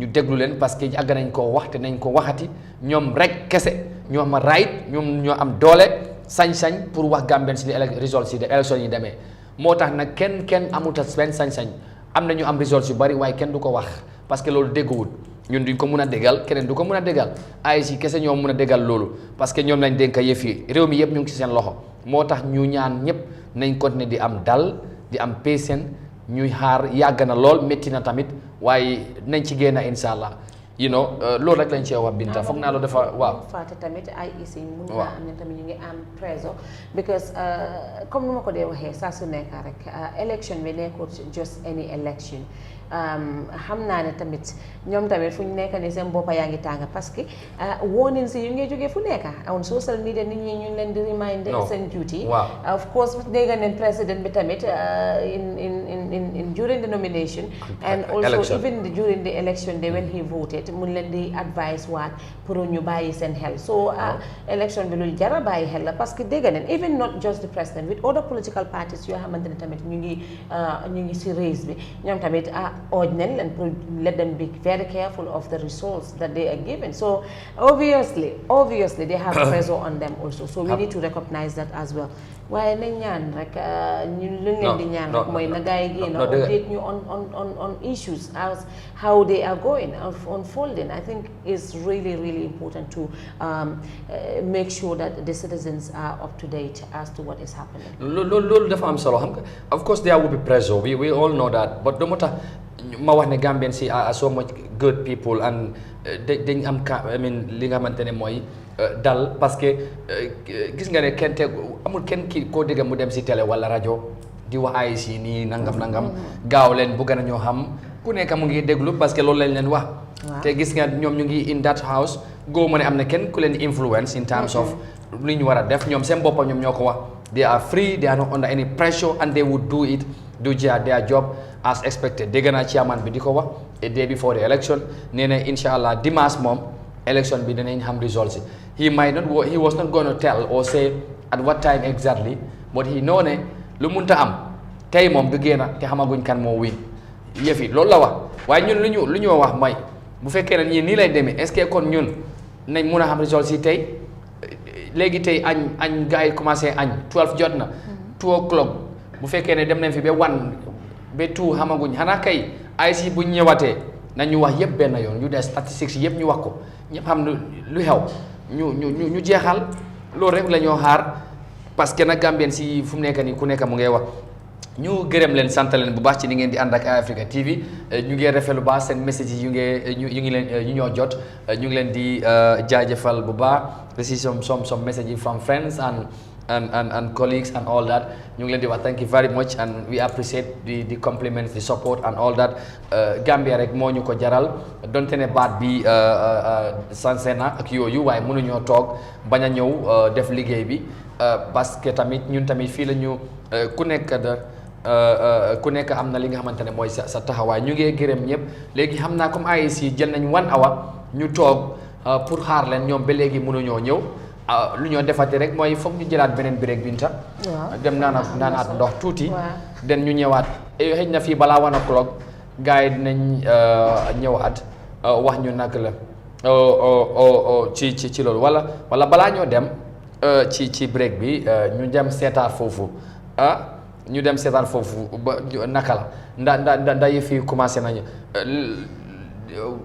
xaw ma kan lañ am ci line bi is it MC am pour ñu dem foofu ci IEC seet foofu naka la because ñu wax ñu tolluwaay bi ak yooyu because Binta kon ni nga ko yàgg a waxee buñ delluwaatee foofu dañoo xam exactly ndax IEC xëy na sax ñëw nañ génn nañ wax nañ gaay baala leen ñu ngee ñëw léegi nga boobu sax let's see ndax am nañ any update from them waaw before we take any sort of a break because toog nañ fi 1 hour léegi gisuñ any sign but if suñ déggee suñuy ndaw yi nga xamante ñoom ñoo fa nekk then will certainly xam affaire yi naka la waaw loolu la ñoo jaman def pour link IEC and then find out what is the situation like on the ground and then try to see if the IEC are ready or are about to come out to tell us the remaining results of the elections. I want to remind you that we have 962,157 electorates in registered voters in this year's election.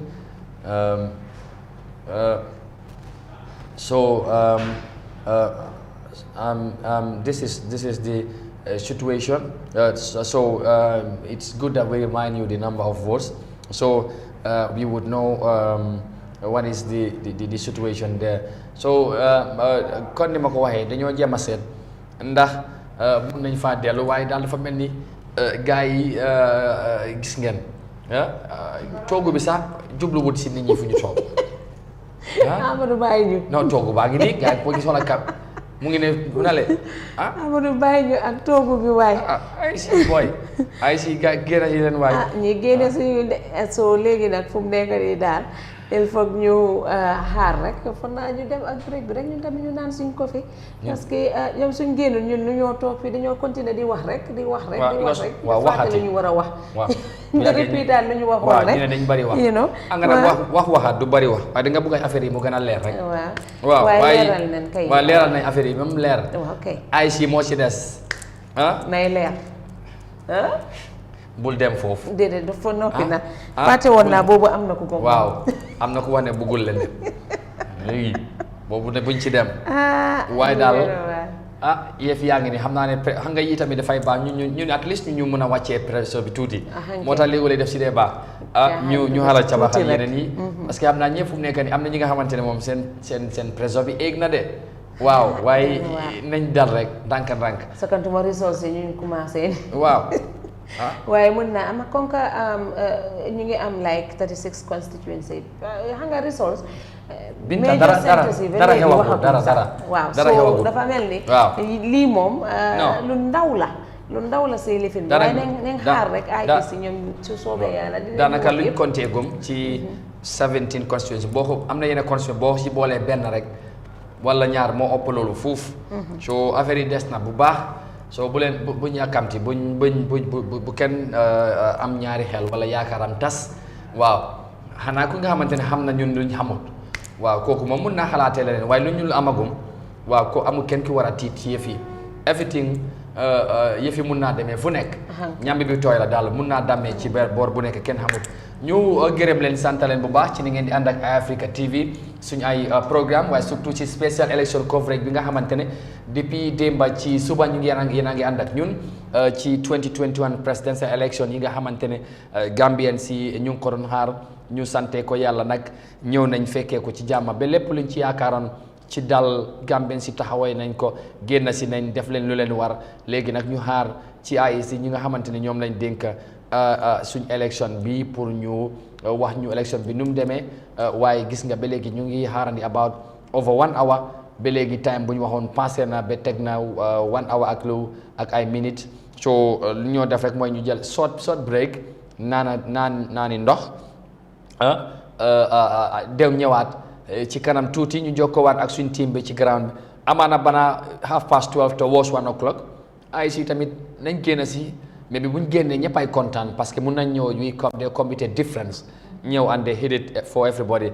Thank you so very much for watching wherever you are. We just want to remind you that you are watching Eyeafrica TV and we are bringing you the decision 2021 presidential election coverage right here on Eyeafrica TV and this is the 2021 presidential election coverage. It is a historic moment for the Gambia. 6 candidates are vying for the presidency. So, it looks like we are getting some positive news from the IEC as we are about to go for a break. You can see the movements there. The chairman is about to make his way to the desk again. Journalists are now moving to put their jackets again together quickly before maybe we hear the next announcement. You can see everybody is moving again.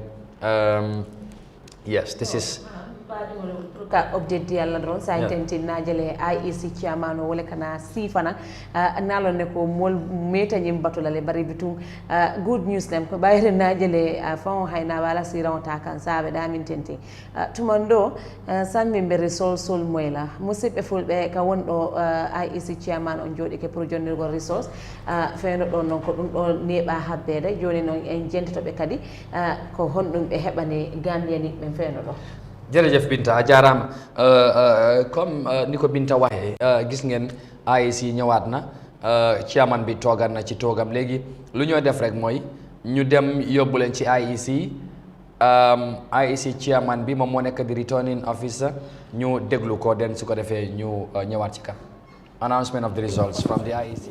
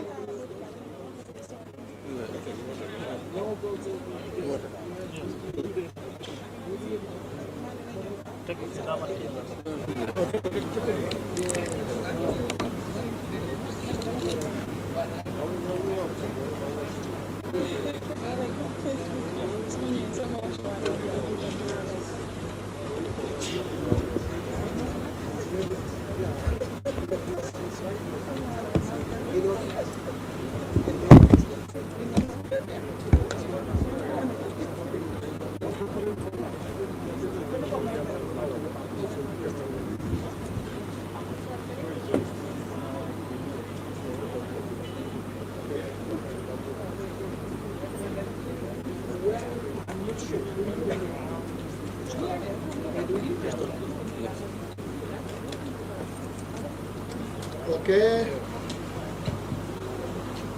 Good afternoon. Is it afternoon now or morning now? I'm not even sure. Okay. Be adjusted. Okay. So welcome back, and now we will proceed with the announcements. I think we have about 20 so far. So we have an extra 20. Extra 25, huh? 24. So we're making headway, right? Okay.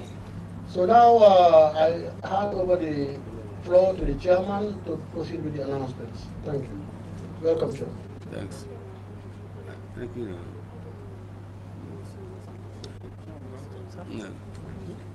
Well, once more, good afternoon to you all, and welcome. I, Alimon Yai, the zoning officer for the election of the 4th December 2021, hereby announce the results from the Woolly West constituency in the Basi area as follows. Aramabaro, NPP, 7,489, 7489. Musero Dabo, UDP, 995, 995. SMI Fal, Independent, 126, 126. Abdullah Yahya Jammeh, NUP, 182, 182. Mama Kande GDC, 871, 871. Haliba Bokar Sada, Doi, 762, 762. There were 3 invalid votes. The results were witnessed and endorsed by Omar Samposise, agent for NPP. Honorable Bahamat Bagasi, agent for NPP. Omar Gari, agent for Doi. Maudo El Diata, agent for Doi. Bakanding Travale, agent for UDP. Mohamed Fati, agent for UDP. This is all by and confirmed at the Election House by Sidi Gazama in UP, Dr. Muhammad Sabari, here for NPP, Al-Qadi for F. Conte, here for NPP, James Bahum, agent for Isa Mbaifal, Jabu Joh, agent for Doi, and Alaji Muhammad Kurbali, agent Kurang, agent for Doi. I'm sorry.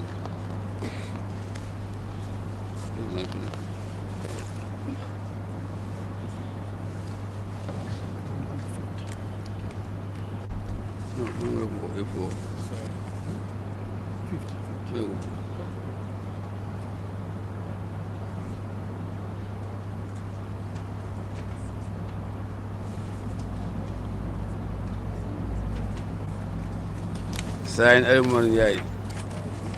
Chairman. Thank you so much. And these are the results from the Woolly West constituency in the Basse administrative area, and they are as follows. Adama Barrow, National People's Party, 7,489 votes. ANM Usainu Dabo, UDP, 995 votes. Esham Baifal, Independent, 126 votes. Abdullahi Ibrahim Jammeh, NUP, 182 votes. Mama Kande, GDC, 871 votes.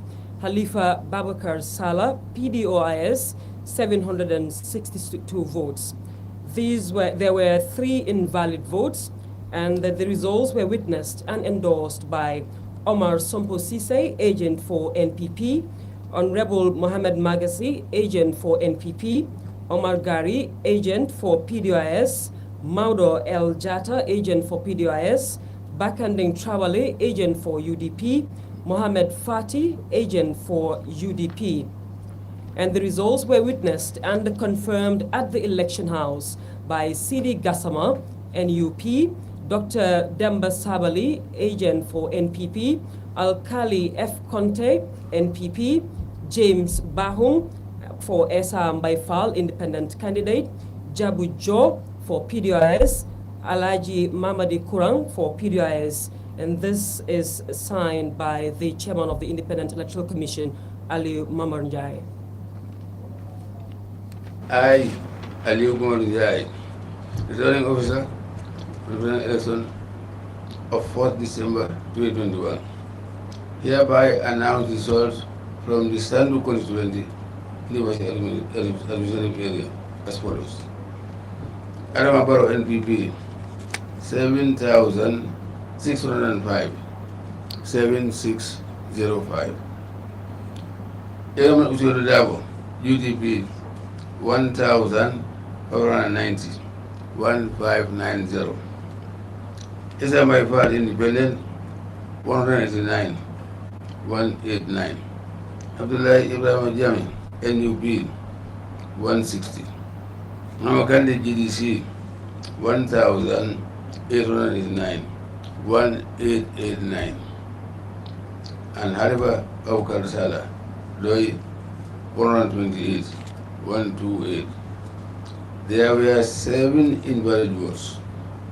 This was witnessed and endorsed by Omar Soposisi, agent for NPP, Honorable Mohamed Magasi, agent for NPP, Bakanding Trawale, agent for UDP, Mohamed Fadi, agent for UDP, Maudo El Jada, agent for Doi, and Suabu Ture, agent for Doi. The results were witnessed and confirmed at the election house by Sidi Gassama, agent for NUP, Dr. Demba Sabali, agent for NPP, Alkali F. Conte, agent for NPP, James Bahum, agent for Esham Baifal, Jabu Jah, agent for Doi, and Alaji Mamadi Kurang, agent for Doi. Signed by Manjai.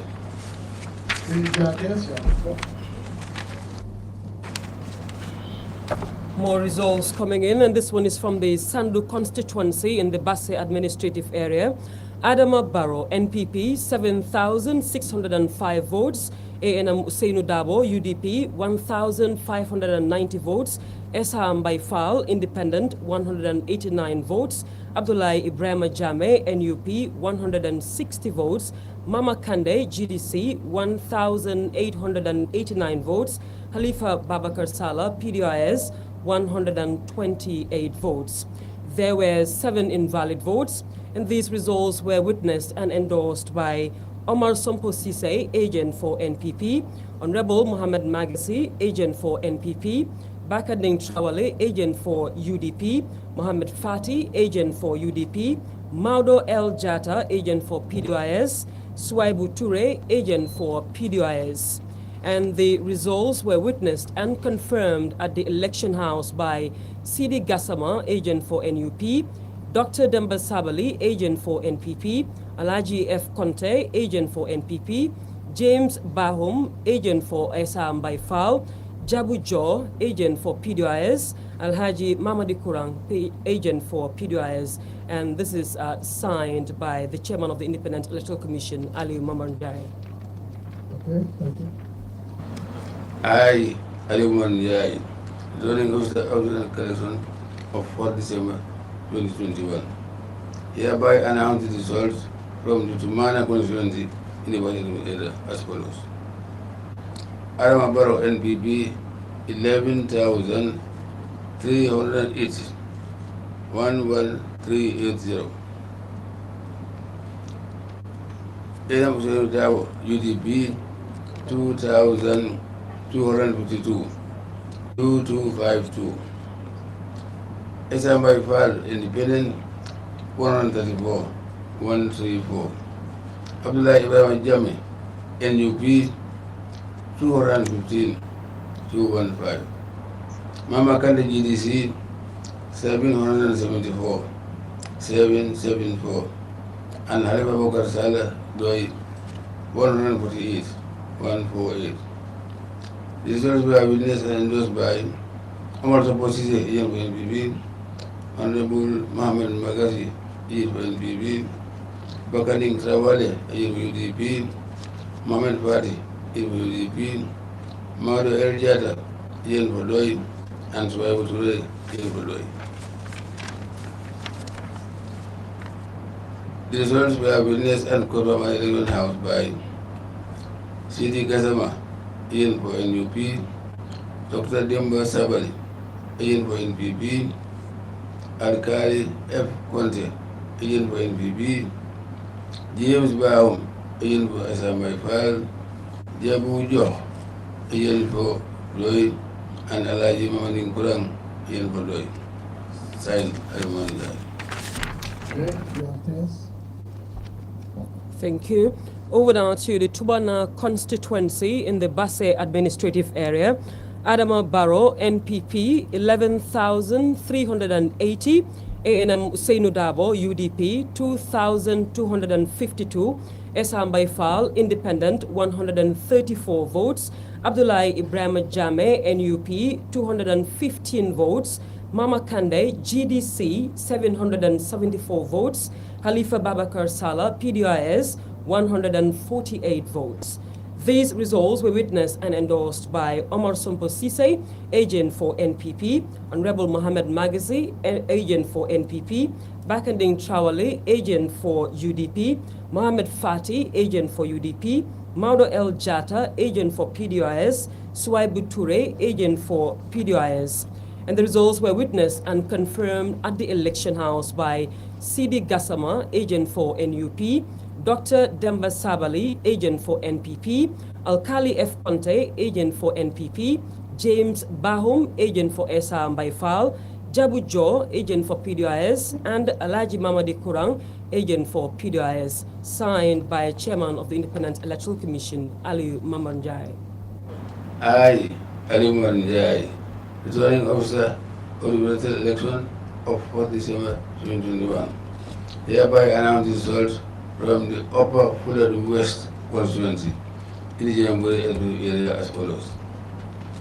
Adama Barrow NPP 13,264, 13264. Enam Solidabo, UDP 3,890, 3890. SMI for Independent 449, 449. Yahya Jammeh, NUP 337, 337. Mama Kande GDC 2,992, 2992. And Halifa Bukarsala Doi 490, 490. There were 4 invalid votes. The results were witnessed and endorsed by Sia Kajata, agent for NPP, Honorable Lamin Sise, agent for UDP, Honorable Haruna Bari, agent for GDC, and Adama Sise, agent for Doi. The results were witnessed and confirmed at the election house by Dr. Demba Sabali, agent for NPP, Alkali F. Conte, agent for NPP, Jabu Jo, agent for Doi, and Alaji Mamadin Kurang, agent for Doi. Signed, Alimanjai. Thank you. And this is from the Opo Fuladu West constituency in the Janjambure administrative area. The result is as follows. Adama Barrow, NPP, 13,264. ANM Usainu Dabo, UDP, 3,890. Esam Baifal, Independent, 449 votes. Abdullahi Ibrahim Jammeh, NUP, 337 votes. Mama Kande, GDC, 2,992 votes. Halifa Babakar Salah, PDIS, 490 votes. There were 4 invalid votes, and these results were witnessed and endorsed by Siaka Jata, agent for NPP, Honorable Lamin Sise, agent for UDP, Honorable Haruna Bari, agent for GDC, Adama Sise, agent for PDIS, and the results were witnessed and endorsed at the election house by Dr. Demba Sabali, agent for NPP, Alkali F. Conte, agent for NPP, Jabu Jo, agent for PDIS, and Alaji Mamadi Kurang, agent for PDIS, signed by Chairman of the Independent Electoral Commission, Ali Mambanjai. I, Ali Mambanjai, returning officer of the presidential election of 4th December 2021, hereby announce the results from the tallying Constituency in the Carnatic area as follows. Adama Barrow, NPP, 8,624. 8624. Enam Dabo, UDP 6,242. 6242. SMI for Independent 310. 310. Abdullahi Ibrahim Jammeh, NUP 57. 57. Mama Kande GDC 2,280. 2280.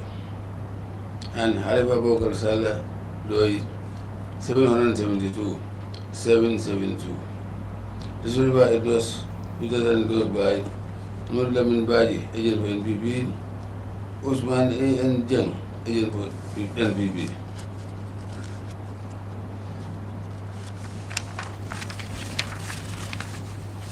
This will be witnessed and confirmed at the election house by Dr. Demba Sabali, agent for NPP, Alkali F. Conte, agent for NPP, Jabu Jo, agent for Doi, and Alaji Mamadi Kurang, agent for Doi.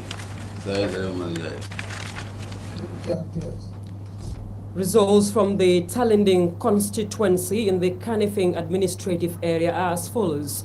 Adama Barrow, NPP, 8,624. ANM Usainu Dabo, UDP, 6,242 votes.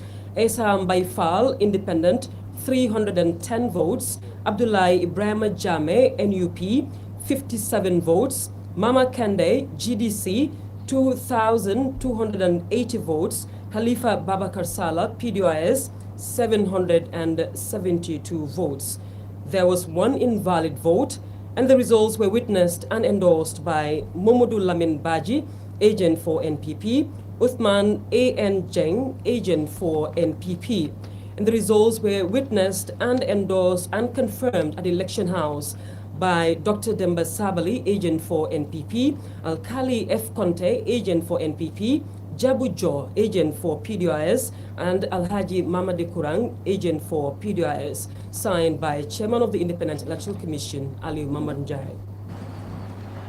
I, Ewan Njai, to the election of 4th December 2021, hereby announce results from the Basi Constituency in the Basi area as follows.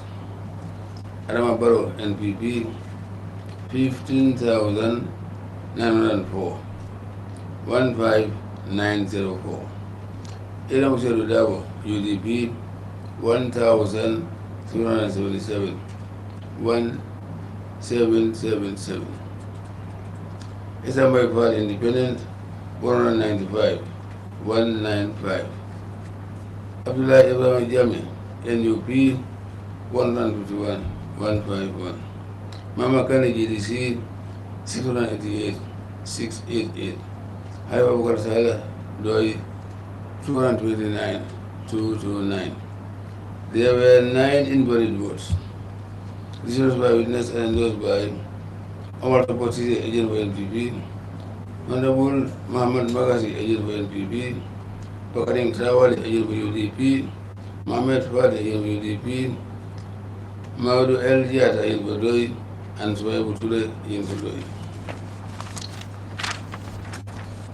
The results were witnessed and confirmed at the election house by Dr. Demba Sabali, agent for LPP, Alkali F. Conte, agent for LPP, Jabu Jo, agent for Doi, and Alhaji Mamadi Kurang, agent for Doi. Signed Al-Manager. Over now to the Basse constituency in the Basse administrative area. The results are as follows. Adama Barrow, NPP, 15,904 votes. ANM Usainu Dabo, UDP, 1,777 votes. Esa Mbaifal, Independent, 195 votes. Abdullah Ibrahim Jammeh, NUP, 151 votes. Mama Kande, GDC, 688 votes. Khalifa Babakar Salah, PDOS, 229 votes. There were 9 invalid votes, and these results were witnessed and endorsed by Omar Sompo Sise, agent for NPP, Honorable Mohamed Magasi, agent for NPP, Bakandin Trawale, agent for UDP, Mohamed Fati, agent for UDP, Maudo El Jata, agent for PDIS, Swaibu Ture, agent for PDIS. The results were witnessed and confirmed at the election house by Dr. Demba Sabali, agent for NPP, Alkali F. Conte, agent for NPP, Jabu Jo, agent for PDIS, and Alhaji Mamadi Kurang, agent for PDIS, signed by Chairman of the Independent Electoral Commission, Ali Mamad Njai. I, Ali Mamad Njai, returning officer for the election of 4th December 2021, hereby announce the results from the Jimara constituency in the Basse administrative area as follows. Adama Barrow, NPP, 13,105, 13105. Eram Senu Dabo, UDP, 933, 933. SMI for Independent, 385, 385. Abdullah Ibrahim Jammeh, NUP, 340, 340. Mama Kande GDC, 4,051, 4051. Khalifa Babakar Salah, Doi, 246, 246. There were 11 invalid votes. Results were witnessed and endorsed by Omar Sompo Sise, agent for NPP, Honorable Mohamed Magazi, agent for NPP, Pakaring Trawale, agent for UDP, Mohamed Fadi, agent for UDP, Mauro El Jada, agent for Doi, and Suwaibu Ture, agent for Doi. The results were witnessed and confirmed at the election house by Dr. Demba Sabari, agent for NPP, Alkali F. Konde, agent for NPP, Alaji Maudo Kurang, agent for Doi, and Jabu Jo, agent for Doi. Signed, Ayman.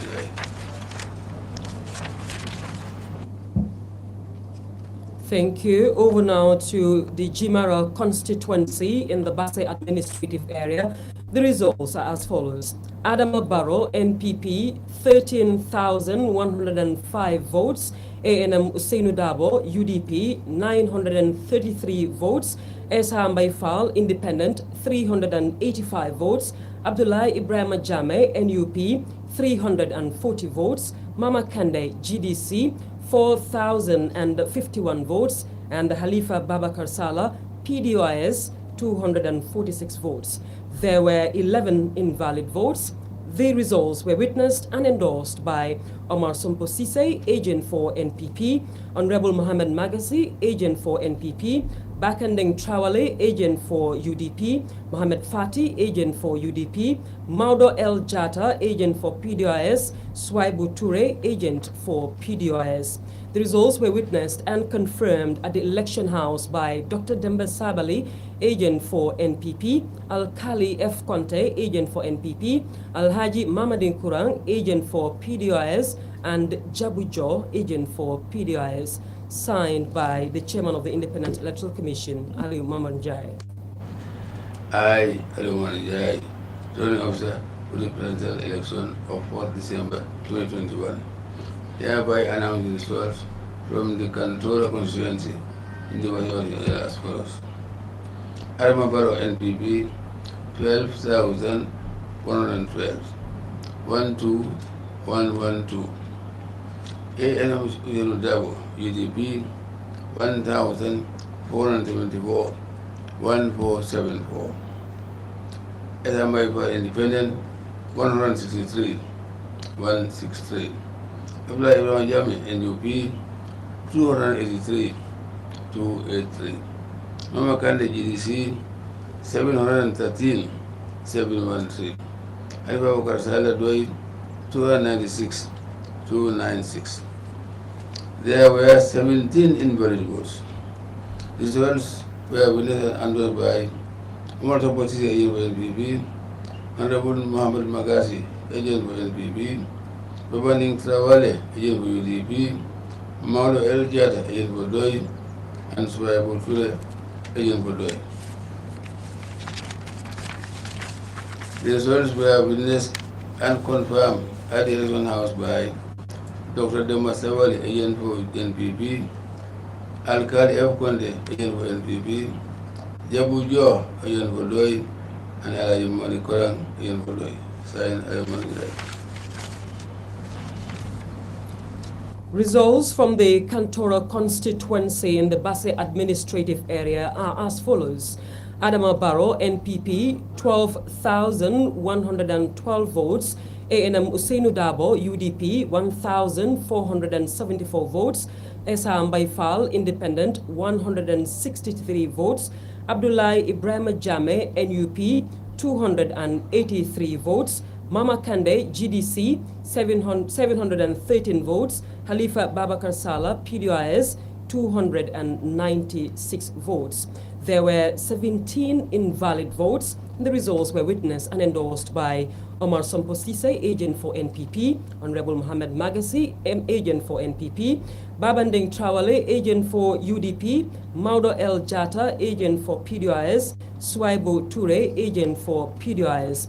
The results were witnessed and confirmed at the election house by Dr. Demba Sabali, agent for NPP, Al-Kali F. Conte, agent for NPP, Jabu Jo, agent for PDOIS, and Alaji Mamade Kurang, agent for PDOIS, signed by Chairman of the IEC, Ali Mamanjai. I, Ayman Jai, returning officer of the presidential election of 4th December 2021, hereby announce the results from the Zarpuna Sabi constituency in the Canopy area as follows. Adama Barrow NPP, 15,304, 15304. ANM Usainu Dabo, UDP, 10,839, 10839. Esamaival Independent 639, 639. Yahya Jammeh NUP 186, 186. Amakande GDC 4,687, 4687. And River Garsala Doi 1,590. There were 7 invalid votes. These votes were witnessed and confirmed at the election house by Dr. Demba Sabali, agent for NPP, Alaji F. Konda, agent for NPP, Alaji Mohamed Kurang, agent for Doi, and Jabujo, agent for Doi. Signed Al-Manjari. Results from the Latrikunda Sabiji constituency in the Kanifing administrative area are as follows. Adama Barrow, NPP, 15,304 votes. ANM Usainu Dabo, UDP, 10,839 votes. Esa Baifal, Independent, 639 votes. Abdullah Ibrahim Jammeh, NUP, 186 votes. Mama Kande, GDC, 4,687 votes. Halifa Babakar Salah, PDOS, 1,590. There were 7 invalid votes, and the results were witnessed and confirmed at the election house by Dr. Demba Sabali, agent for NPP, Al-Kali F. Conte, agent for NPP, Al-Haji Mamadin Kurang, agent for PDOS, Jabujo, agent for PDOS, signed by Chairman of the Independent Electoral Commission, Ali Mamad Njai. I am Njai, zoning officer to the Senate election of 4th December 2021. Hereby announce the results from the Yahya Constituency in the Caravan and area as follows. Adama Barrow, NPP, 9,282, 9282. Ena Muslim Dawo UDP, 7,179, 7179. Esamaival Independent, 475, 475. Yahya Jammeh NUP, 252, 252. Mama Kande GDC, 2,023, 2023. Halifa Babakar Salah Doi, 287, 287. There were 4 invalid votes. Decided by witness and endorsed by Lamin S.I. Jammeh, agent for NPP, Dr. Nyogu Elba, agent for NPP, Yahya Fofana, agent for Doi, Yusufa Diop, agent for NUP, and Amadou Jang Ning, agent for NUP. The results were witnessed and confirmed at the election house by Dr. Demba Sabali, agent for NPP, Alaji F. Konde, agent for NPP, Jabujo, agent for Doi, and Alaji Mohamed Kurang, agent for Doi. Signed Al-Manjari.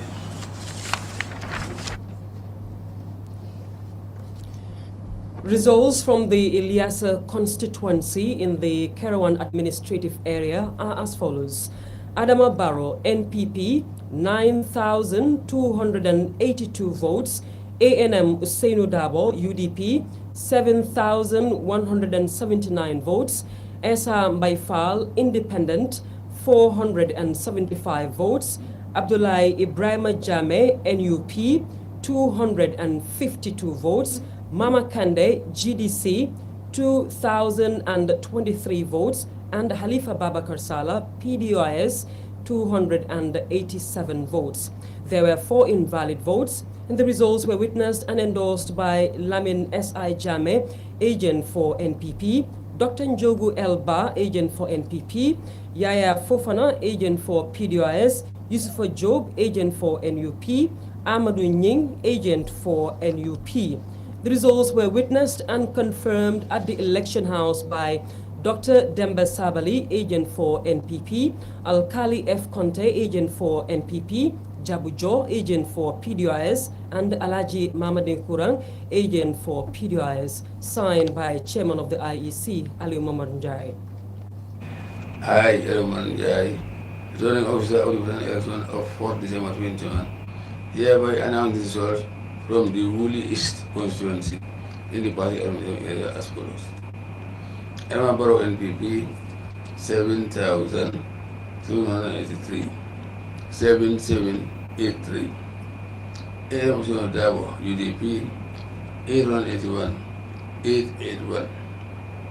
SMI Party Independent 115, 115. Abdullahi Yahya Jammeh NUP 173, 173. Mama Kande GDC 819, 819. Herbert Saratoi 1046, 1046. There were 2 invalid votes. The results were witnessed and conducted by Omar Bosise, agent for NPP, Honorable Muhammad Makasi, agent for NPP, Ibaning Traore, agent for UDP, Mora El Jad, agent for DOI, and Suhaib Ture, agent for DOI. The results were witnessed and confirmed at the election house by Dr. Demba Sabari, agent for NPP, Alkali F. Konde, agent for NPP, Jabu Jo, agent for DOI, and Alay Mohamed Kurang, agent for DOI. Sign Alay. Over now to the Woolly East constituency in the Basse administrative area. The results are as follows. Adama Barrow, NPP, 7,783 votes. ANM Usainu Dabo, UDP, 881 votes. Esam Baifal, Independent, 115 votes.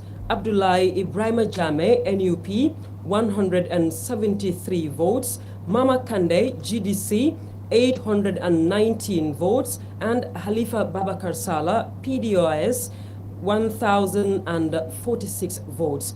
There were 2 invalid votes, and the results were witnessed and endorsed by Omar Sompo Sise, agent for NPP, Honorable Mohamed Magazi, agent for NPP, Babanding Trawale, agent for UDP, Maudo El Jata, agent for PDOS, Swaibu Ture, agent for PDOS.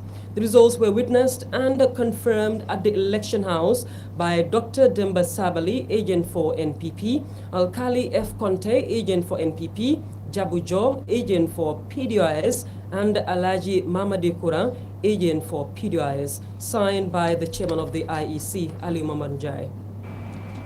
I, Ali Mamanjai, return of the audit election of 4th December 2021, hereby announce the results from the Jara West constituency in the Banyu Asmin area as follows.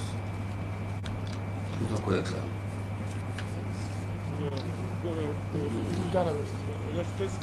Yeah.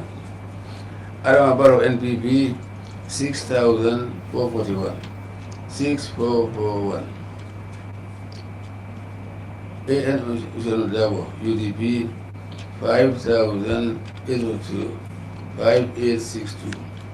SMI for Independent 196, 196. Abdullah Yahya Jammeh NUP 185, 185, 185. Mama Kandi GDC 575, 575. And Haiba Bakar Sala Loi 101, 101. There were 7 invalid votes. This was endorsed by Burama Pabu Sane, agent for NPP, Papanjai Sanyang, agent for NPP, Almamo Diba, agent for UDP, Dauda Kamara, agent for UDC, Amaruba, agent for UDC, and Kewa Kamara, agent for DOI.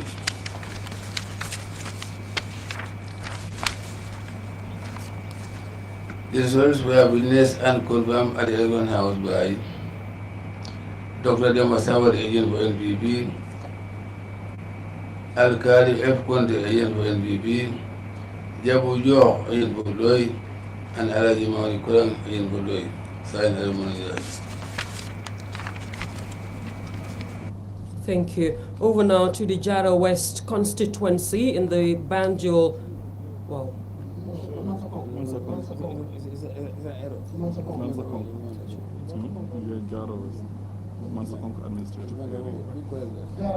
All right. Over now to the Jara West constituency in the Mansakonko administrative area. The results are as follows. Adama Barrow, NPP, 6,441 votes. ANM Usainu Dabo, UDP, 5,862 votes. Esam Baifal, Independent, 196 votes. Abdullah Ibrahim Jammeh, NUP, 185 votes. Mama Kande, GDC, 575 votes. Halifa Babakar Salah, PDIS, 101 votes. There were 7 invalid votes, and the results were witnessed and endorsed by Burama Fabu Sane, agent for NPP, Fafanjai Sanyang, agent for NPP, Al Mamu Diba, agent for UDP, Dauda Kamara, agent for GDC, Amadou Ba, agent for GDC, and Keba Kamara, agent for PDIS. The results were witnessed and confirmed at the election house by Dr. Demba Sabali, agent for NPP, Alkali F. Conte, agent for NPP, Jabujo, agent for PDIS, and Alhaji Mamadi Kurang, agent for PDIS, signed by Chairman of the Independent Electoral Commission, Ali Mamanjai. I, Ali Mamanjai, run over the presidential election of 4 December 2021. Hereby announce results from the Bakau Constituency in the Constituency area as follows. Adama Barrow, NPP, 5,060. 5060. ANM Dabo, UDP, 5,706. 5706. SMI Independent, 357. 357. Yahya Jammeh, NUP, 46 votes. 46. Mama Kande GDC, 612 votes. 612. And Haiba Garsala Doi, 761, 761. There were 2 invalid votes. This was by evidence endorsed by Nur Lamin Badi, agent of NPP, Usman N. Jeng, agent of NPP. This was by witness and confirmed at the election house by Dr. Demba Sabali, agent of NPP, Alhaji Alkali F. Conte, agent of NPP, Jabujo, agent of Doi, and Alhaji Mamadi Kurang, agent of Doi, signed Al-Manjai. Over now to the Bakau constituency in the Kanifing administrative area. The results are as follows. Adama Barrow, NPP, 5,060 votes. ANM Usainu Dabo, UDP, 5,706 votes. Esam Baifal, Independent, 357 votes. Abdullah Ibrahim Jammeh, NUP, 46 votes. Mama Kande, GDC, 612 votes. Halifa Babakar Salah, PDIS, 761 votes.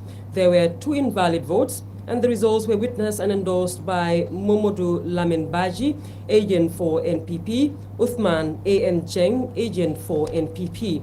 The results were witnessed and confirmed at the election house by Dr. Demba Sabali, agent for NPP, Alkali F. Conte, agent for NPP, Jabujo, agent for PDIS, Alhaji Mamadi Kurang, agent for PDIS, signed by Chairman of the IEC, Ali Mamanjai. I, Ali Mamanjai, run of the presidential election of 4 December 2021. Hereby announce the results from the Joshua constituency in the Constituency area as follows. Adama Barrow, NPP, 12,854. 12854. ANM UDP, 6,791. 6791. SMI for Independent, 564. 564. Abdullah Yahya Jammeh, NUP, 83. 83. Mama Kande GDC, 2,187. 2187. And Haruka Salah Doi, 1,873, 1873. There were 6 invalid votes. The result by witness and endorsed by Muslim Baji, agent for NPP, and Usman A.N. Jang, agent for NPP.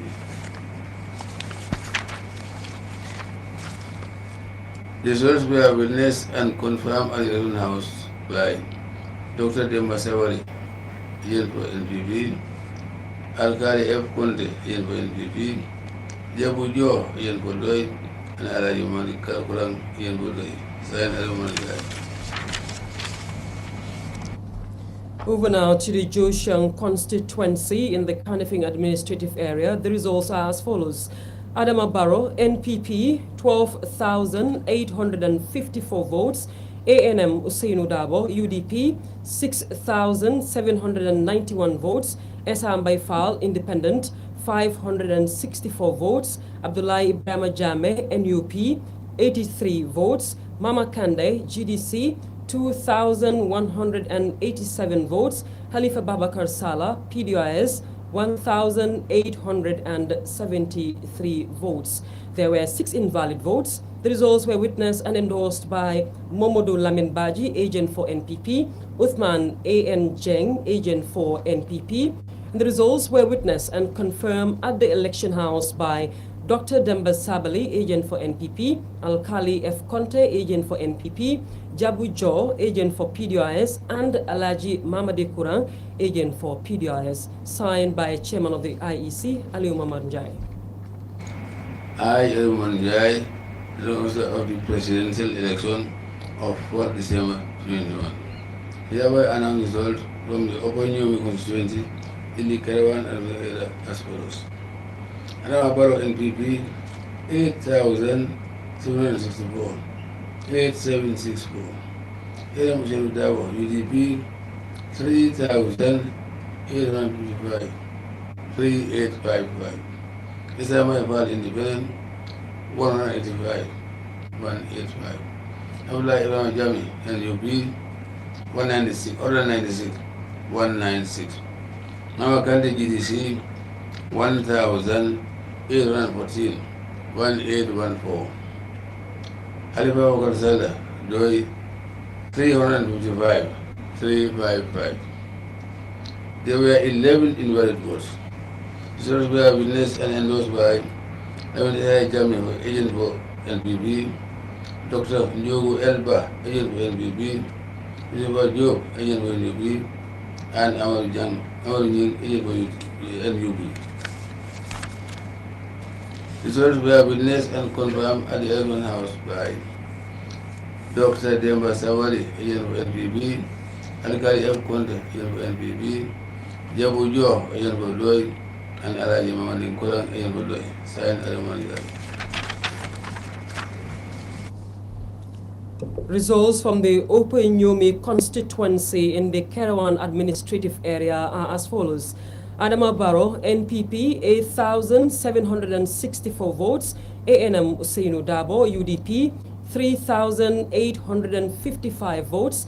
Esa Baifal, Independent, 185 votes. Abdullahi Ibrahim Jammeh, NUP, 196 votes. Mama Kande, GDC, 1,814 votes. And Halifa Babakar Salah, PDIS, 355 votes. There were 11 invalid votes, and the results were witnessed and endorsed by Lamin S.I. Jammeh, agent for NPP, Dr. Njogu Elba, agent for NPP, Yusufa Job, agent for NUP, Amadou Nying, agent for NUP. The results were witnessed and confirmed at the election house by Dr. Demba Sabali, agent for NPP, Alkali F. Conte, agent for NPP, Jabu Jo, agent for PDOIS, and Alhaji Mamadi Kurang, agent for PDIS, signed by Chairman of the Independent Electoral Commission, Aliu Mamad Njai. I, Aliu Mamad Njai, strong of the presidential election of 4th December 2021. Hereby announce the results from the Lower Nyemi constituency in the Caravan area as follows. Adama Barrow NPP 17,013, 17013. AM Yudao UDP 4,387, 4387. Isama Independent 633, 633. Yahya Jammeh, NUP 313 313. Mama Kandi GDC 2000 2000. Haifa Bakar Saleh Doi 748 748. There were 3 invalid votes. This one was endorsed by Lamin Yahya Jammeh, agent for NPP, Dr. Elba, agent for NPP, Yahya Jammeh, agent for Doi, Yusuf Job, agent for NPP, and Amadou Ying, agent for NPP.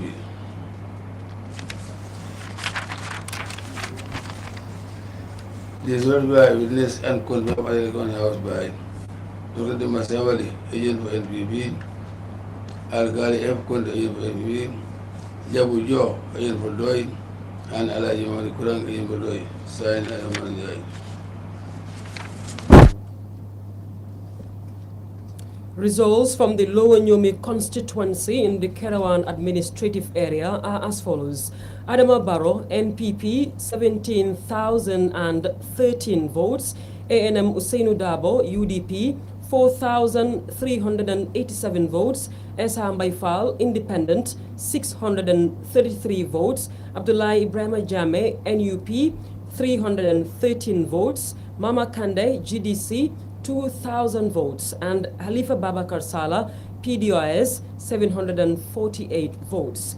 There were 3 invalid votes, and the results were witnessed and endorsed by Lamin Yahya Jammeh, agent for NPP, Dr. Njogu Elba, agent for NPP, Yaya Fofana, agent for PDOS, Yusufa Job, agent for NUP, and Amadou Nying, agent for NUP.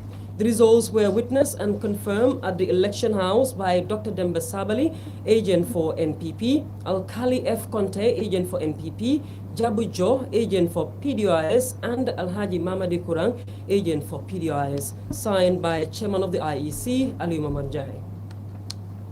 I, Ali Mamanjai, joined of the presidential election of 4 December 2021. Hereby announce the results from the Sabah Sajal Constituency. The current LC area as follows. Arabaro NPP 8,087 votes, 8067. Elmso Dawo UDP 1,406, 1436. SMI for Independent 327, 327. Abdullah Ibrahim Jammeh NUP 172, 172. Mama Kandi GDC 861, 861, and Haifa Bakar Saleh Doi 411, 411. There were 2 invalid votes. So endorsed by Yusufa Job, NUP, Amadou Nying, NUP, Lamin Yahya Jammeh, NPP, Dr. Njogu Elba, NPP, and Yahya Jammeh, The results were witnessed and confirmed at the Electoral House by Dr. Demba Sabali, agent for NPP, Al-Ghali F. Conte, agent for NPP, Jabu Jo, agent for Doi, and Alaji Kurang, agent for Doi.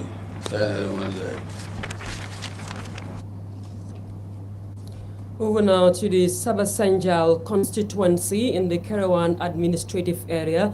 The results are as follows. Adama Barrow, NPP, 8,067 votes. ANM Usainu Dabo, UDP, 1,436 votes.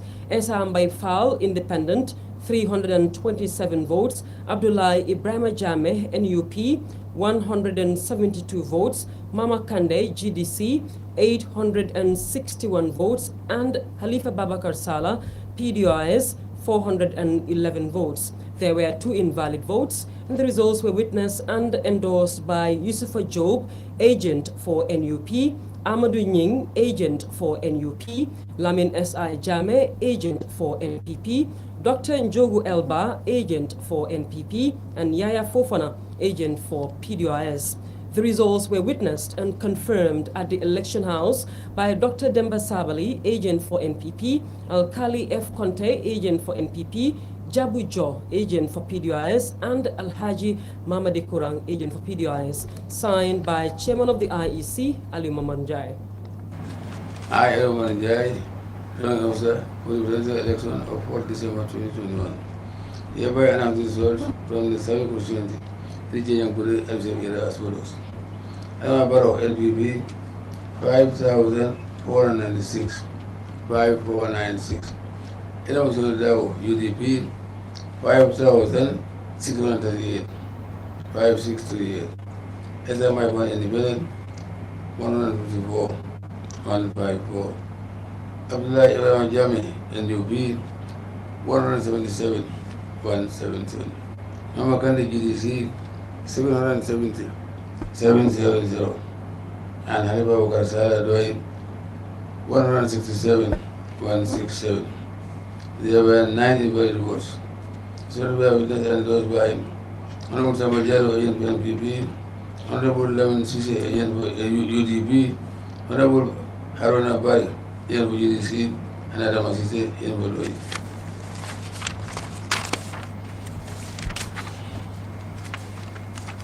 The results were witnessed and confirmed at the Council by Dr. Demasawari, for NPP, Alkali F. Conde, for NPP, Jabu Yo, for Loi, and Alayi Mawadi Kurang, for Loi.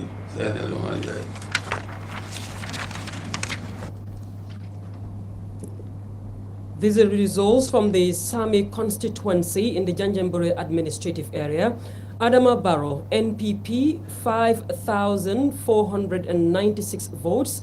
ANM Usainu Dabo, UDP, 5,638 votes. Esham Baifal, Independent, 154 votes. Abdullah Ibrahim Jammeh, NUP, 177 votes. Mama Kande GDC, 770 votes. And Halifa Babakar Salah, PDIS, 167 votes. There were 9 invalid votes, and the results were witnessed and endorsed by Honorable Samba Jallo, agent for NPP, Honorable Lamin Sise, agent for UDP, Honorable Haruna Bari, agent for GDC, and Adama Sise, agent for PDIS. The results were witnessed and confirmed at the election house by Dr. Demba Savali, agent for NPP, Alkali F. Conte, agent for NPP, Jabu Jo, agent for PDIS, and Alhaji Mamadi Kurang, agent for PDIS, signed by Ali Mamanjai, chairman of the Independent Electoral Commission. I, Ali Mamanjai, Returning Officer of the Presidential Election of 4th December 2021, hereby announce the result from the Lower Salam Constituency, region Area as follows. Adama Barrow, NPP, 6,281, 6281. Edam Dabo, UDP, 710, 710. SMI Independent, 169, 169. Abdullah Yahya Jammeh, NUP, 74, 74. Mama Kande GDC, 158, 158.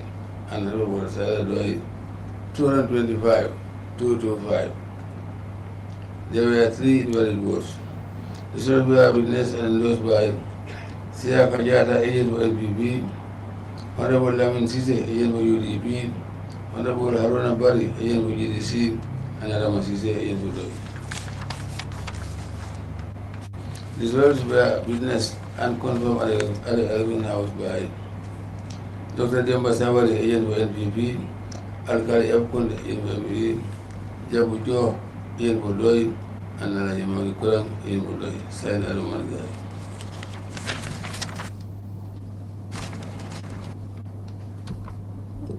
These are the results from the Lower Salem constituency in the Janjanbureh administrative area.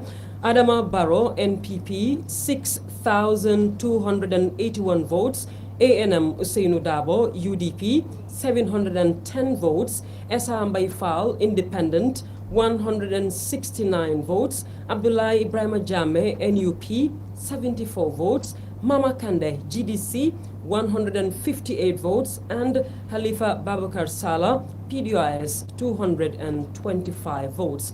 There were 3 invalid votes, and the results were witnessed and endorsed by Siaka Jata, agent for NPP, Honorable Lamin Sise, agent for UDP, Honorable Haruna Bari, agent for GDC, and Adama Sise, agent for PDIS.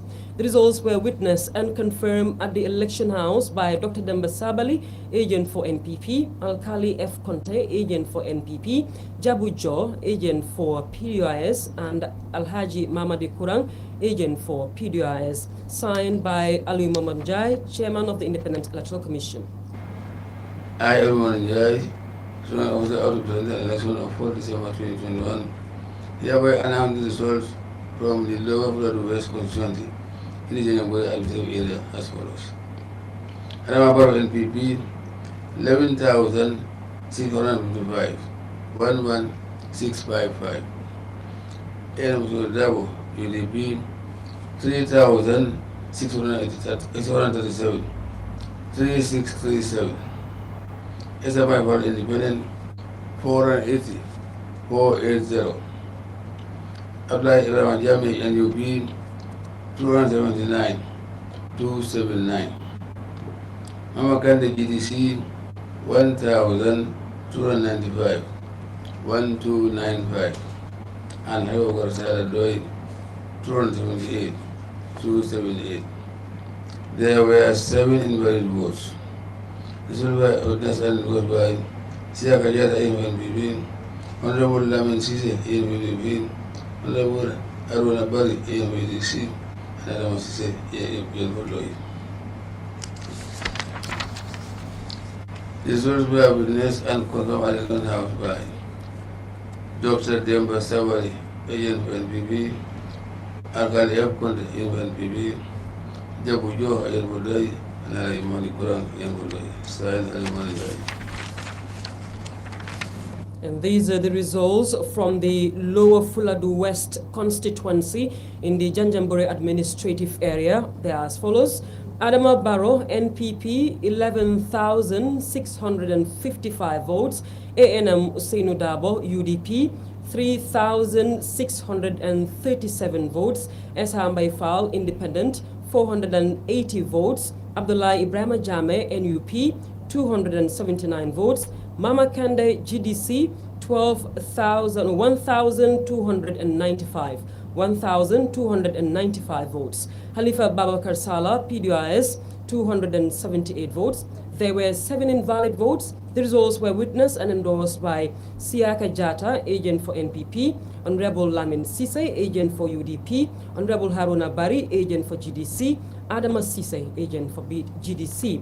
And the results were witnessed and confirmed at the election house by Dr. Demba Sabali, agent for NPP, Alkali F. Conte, agent for NPP, Jabu Jo, agent for PDIS, and Alhaji Mamadi Kurang, agent for PDIS, signed by Chairman of the Independent Electoral Commission, Ali Mamamjai. I, Ali Mamamjai, Zoning Officer of the General Election of 4 December 2021, hereby announce the results from the Upper Salem Constituency. This young boy as follows. Adamabaro NPP, 7,563, 7,563. ANM Dabo UDP, 408, 408. SMI for Independent, 178, 178. Yahya Jammeh NUP, 97, 97. Mama Kande GDC, 397, 397, and Wellingara Saladoi, 139, 139. There were 2 invalid votes.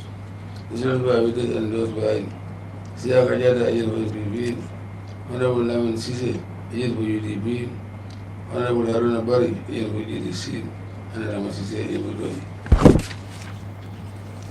The results were witnessed and confirmed at the house by Dr. Demba Sabali, agent for NPP, and Alkali F. Conte, agent for NPP, Jabu Jo, agent for Dai, and Ali Mani Kurang, agent for Dai. Signed Ali Mani Dai. Over now to the Upper Salem constituency in the Janjanbureh administrative area. The results are as follows. Adama Barrow, NPP, 7,563 votes. ANM Usainu Dabo, UDP, 408 votes. Esa Mbaifal, Independent, 178 votes. Abdullah Ibrahim Jammeh, NUP, 97 votes. Mama Kande, GDC, 397 votes. And Halifa Babakar Salah, PDOIS, 139 votes. There were 2 invalid votes. The results were witnessed and endorsed by Siaka Jata, agent for NPP, Honorable Lamin Sise, agent for UDP, Honorable Haruna Bari, agent for GDC, and Adama Sise, agent for PDOIS. The results were witnessed and confirmed at the election house by Dr. Demba Sabali, agent for NPP, Alkali F. Conte, agent for NPP, Jabu Jo, agent for PDOIS, and Alhaji Mamadi Kurang, agent for PDOIS, signed by Chairman of the Independent Electoral Commission, Ali Mamad Njai. I, Njai, to myself the presidential election of 4 December 2021, hereby announce the results from the Nyanija Constituency, Ijambure elective area as follows. Adamabaro NPP, 3,262. 3262. Dabo UDP 918 918. SMA for Independent 103 103. Yahya Jammeh NUP 46 46. Mama Kande GDC 282 282. Abubakar Salah 63 63. Zero by endorsed and endorsed by Siaka Jata, agent for NPP, Honorable Lamin Sise, agent for UDP, Honorable Haruna Bari, agent for GDC, and Adama Sise, agent for DOI.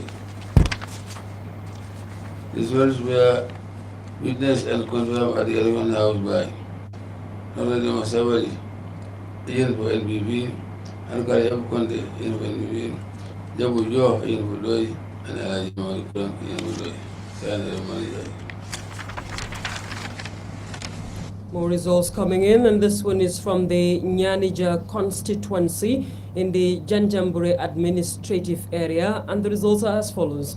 Adama Barrow, NPP, 3,262 votes.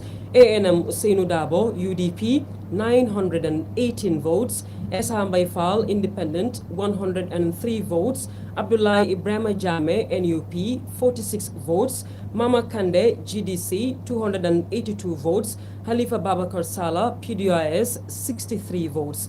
The results were witnessed and endorsed by Siaka Jata, agent for NPP, Honorable Lamin Sise, agent for UDP, Honorable Haruna Bari, agent for GDC, and Adama Sise, agent for PDOIS. The results were witnessed and confirmed at the election house by Dr. Demba Sabali, agent for NPP, Alkali F. Conte, agent for NPP, Jabu Jo, agent for PDOIS, and Alhaji Mamadi Kurang, agent for PDOIS, signed by Ali Mamad Njai, Chairman of the Independent Electoral Commission. I, Mamad Njai, of the presidential election of 4 December 2021, hereby announce the results from the Nyani constituency in the area as follows. Adamabaro NPP 7,187 7187. AM Dabo UDP 2,929 2929. SMA for Independent 241 241. Yahya Jammeh NUP 214 214. Mama Kande GDC 1,868 1868. And Abubakar Salah 171 171. There were 7 invalid votes. 12 were endorsed by Siaka Jata, agent for NPP, Honorable Lamin Sise, agent for UDP, Honorable Haruna Bari, agent for GDC, and Adama Sise, agent for DOI. Results were witnessed and confirmed at the election house by Dr. Masabari, agent for NPP, Alkali F. Conte, agent for NPP, Alhaji Mamadi Kurang, agent for DOI, and Jabu Jo, agent for DOI. Signed by Mamadi. These are the results from the Nyani constituency in the Janjambure administrative area. They are as follows: Adama Barrow, NPP, 7,187 votes. ANM Usainu Dabo, UDP, 2,929 votes. Esam Fall, Independent, 241 votes. Abdullahi Ibrahim Jammeh, NUP, 214 votes. Mama Kande, GDC, 1,868 votes, and Halifa Babakar Salah, PDIS, 171 votes. There were 7 invalid votes. The results were witnessed and endorsed by Siaka Jata, agent for NPP, Honorable Lamin Sise, agent for UDP, Honorable Haruna Bari, agent for GDC, Adama Sise, agent for PDIS. The results were witnessed and confirmed at the election house by Dr. Demba Sabali, agent for NPP, Al-Khali F. Conte, agent for NPP, Al-Haji Mamadi Kurang, agent for PDIS, and Jabujo, agent for PDIS. Signed by Chairman of the Independent Electoral Commission, Ali Mamanjai. I, Ali Mamanjai, result of the presidential election of 4 December 2021. Hereby announce the results from the Serekunda West Constituency in the government area as follows. Another of NPP, 20,768, 20768. UDP, 9,596, 9596. SMI for Independent, 1,180, 1180. Yahya Jammeh, NUP, 158, 158. Member GDC, 4,101, 4101. And Halifa Salah, 3,757, 3757. There were 4 invalid votes. Results were endorsed by Osman A. Njang, NPP. Results were witnessed and confirmed at the election house by Dr. Demba Sabali, NPP, and Kali F. Konde, NPP, Jabujo, NPP, Naraji Mane, Mawali Kurang, NPP, Sayan Halamanjai.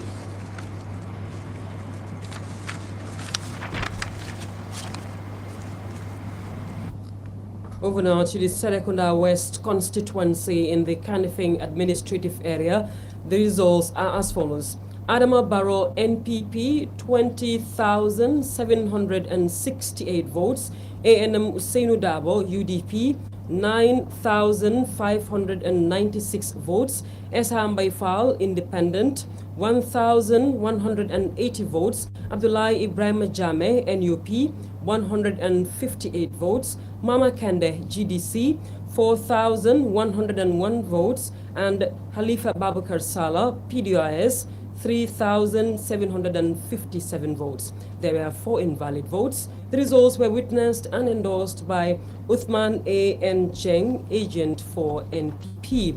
And the results were witnessed and confirmed at the election house by Dr. Demba Sabali, agent for NPP, Al-Khali F. Conte, agent for NPP, Jabu Jol, agent for PDIS, and Al-Haji Mamadi Kurang, agent for PDIS. Signed by Chairman of the Independent Electoral Commission, Ali Mamanjai. Thank you, Chairman. Thank you, JRTS. That's it for now. I think we have 1 region left, and we will update you as soon as possible. Hopefully by, sorry. We'll update you as soon as possible, all right?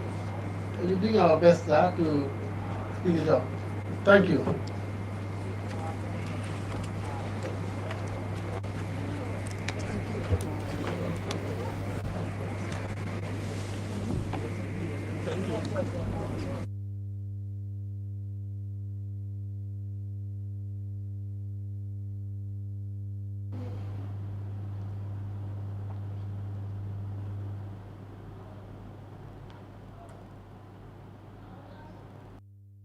Well, thank you very much, viewers. And I think this is one of the longest announcements we had from the IEC since the announcement of the results have started.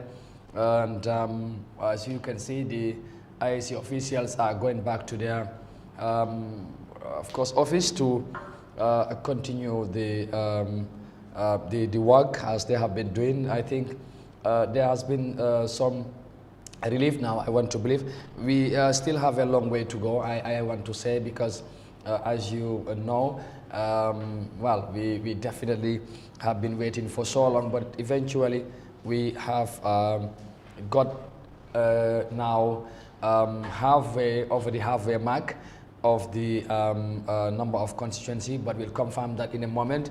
And well, we should be going to the IEC and talk to our reporters on the ground, so we can look back on some of the announcements of the various constituencies that have been announced by the Independent Electoral Commission.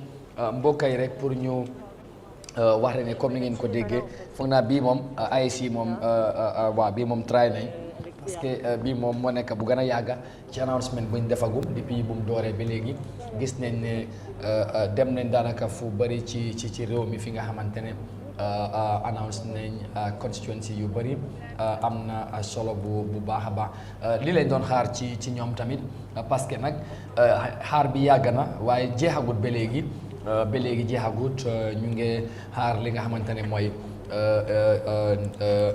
yeneen results yu des. am nañ li nga xamante ne mooy 22 constituency yi nga xamante ne yooyu lañ announce, so loolu dafay am solo bu baax pour ñu bàyyi ci xel. so dégg ngeen results yaa ngi ñëw bu baax léegi xam naa nag xaw ma kañ la ñu ñëwaat benn waxtu daanaka teg na fanweeri simili bi ko yaa ngi am 25 after 3 léegi tey rek ñu agsi si half past 1 but waaw ñu try rek ñu seet ndam nañoo mën a dem ci IEC ci kanam tuuti jokkoo ak suñu ndaw yi Binta interesting IEC bi moom try nañ waaw lii leen doon xaar ci ñoom dafa mel ni bii moom ñu ngi commencé dégg suñu wax bi nag xaw ma naka la fa dem dafa mel ni léegi fu mu nekk ni lu ñu dese bariwut noonu waaw su yàggee léegi xam naa ne daal balaa ngoon incha allah xam naa ne seen next ñëw bi dina mën a conclude or finalize results bi so loolu moo gën a am solo because Gambien si depuis démba fii ba diaspora bi fu nekk kenn mënut a nelaw ñu ngi xalaat lan moo nekk results bi gis nañ 22 constituencies yoo xamante ne announced nañ ko that's significant of course te am na solo trop Amadou. waaw am na solo su ko defee nga bantuwaat loolu ci soose balaa ñu am suñ gars yi ci line bi den su ko defee ñu gën a yaatal waxtaan bi laata ñuy xaarande IEC ñuy ñëwaat waaye ma wax rek ne results yi ba léegi dafa mel ni incumbent bi la gën a feeboo gis nañ results yu bari fu mel ni Basse ak Serekunda ñaari Serekunda yëpp moom moo ko win Basse tamit fi yu bari waaw Latrikunda Serekunda waaw yooyu yëpp moom moo ko jël wulli of course ak te gab bi dafa xala white waaye loolu yëpp xam naa ci jàngat nañ ci gën a ñëw ci kanam projection bi ak yooyu waaye interesting moments right now xam naa ne comme luñ nekk di xaaree so overall am nañ 22 foog naa li nga xamante ne mooy constitution so 53 la all over waaye ba léegi am na yeneen yi nga xamante ne ñoom ñoo des ponkal yi Kombo Guinea Kombo East Kombo South Busumbala ak fi nga xamante ne mooy All Yundum these are constituencies yi nga xamante ne am a big margin so yooyu war ngeen ko mën a xaar ci kanam incha allah waaye notwithstanding at this moment the incumbent is leading the way as per the results that we have received so far ñoom ñoo jiitagum ci niñ ko mën a waxee so xam naa ne yëf yi dana mën a yaatu ci kanam tuuti incha allah Binta.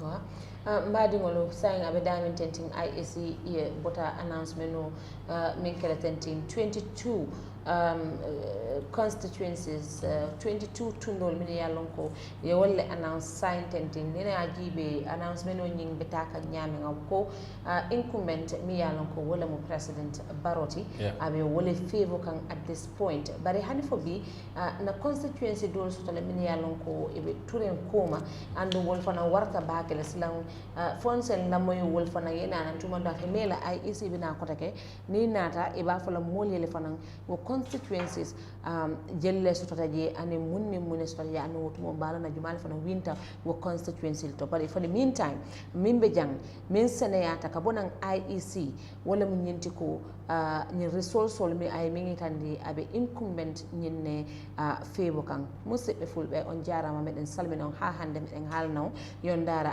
IEC Eyeafrica TV meden addana kala ko ananda hore mano iwraka IEC ton feno don non be gayni kontugol ngol kontugol den anda hore ma ko dum be jogino be konti constituency nogay e didi di andanda horema ko kanji be hebi resource ji din tele no wone hollirde ko iwre e mabbe ton no wayni incumbent president Adama Barrow ko dum the resource ji wadi favor because kala most of the constituencies ton ko kanko gagni hen joni non ko no heddi constituency andanda horema kanji kadi den jandi seeda din don heddi din don kadi se ari on say en anday ko hombo kadi gagni e din don kono ko laabi ko men way on haalande fere do ko ananda horema ko dum men hebi eurugol IEC ko dum woni dum do te mido ande be adday ko heddi kon kadi yeso seeda inshallah. Exactly, Binta. Dañ bëgg xam nga amoon nañ 17 initially, so foog naa léegi we should go up on 22 constituencies. I'm just thinking about 30 something. Alright, because we're about announcing 16 right now US, so we are 17 before. So dafa mel ni affaire yi bari na de. ñu dem ak bay nañ ko confirm léegi nii si suñu gars yi ñu wax ñu exactly dañ bëgg a xam confirm ñaata course bi ñu doon am jiite but we don't want to predict or whatever. Ñu ngi jéem a seet naka la ñu déggee wante ak ñoom pour ñu mën a déggoo ñu wax ñu naka la foofu ci IEC ci li nga xamante ne mooy seen nu ñoo taxawee ok suñ ndaw bi Mariama Thiam mu ngi ci line bi MC ñu ngi lay nuyuwaat fu mu nekk nii liggéey bi sori na dafa mel ni IEC announce nañ this time def nañ announcement bu yàgga lan nga ñu mën a wax ci ñaata constituency li nga xamante ne sax laa bëgg a wax IEC loolu lañ annoncé ko balaa ñoo dugg ci results yi benn par benn. jërëjëf Amadou dafa mel ni luñ doon foog ne dinañ fi mun a toog ba guddi loolu xëy na du mun a am parce que fi mu nekk nii benn région rek moo des mooy nga xamante ne mooy West Coast region parce que région yëpp fi mu nekk nii cover nañ ko léegi West Coast region la ñoo xaar maanaam 41 constituencies like foofu lii cover nañ ko daal so léegi we are left with one regions which is with over 10 constituencies muy West Coast region so léegi boobu la ñoo xaar.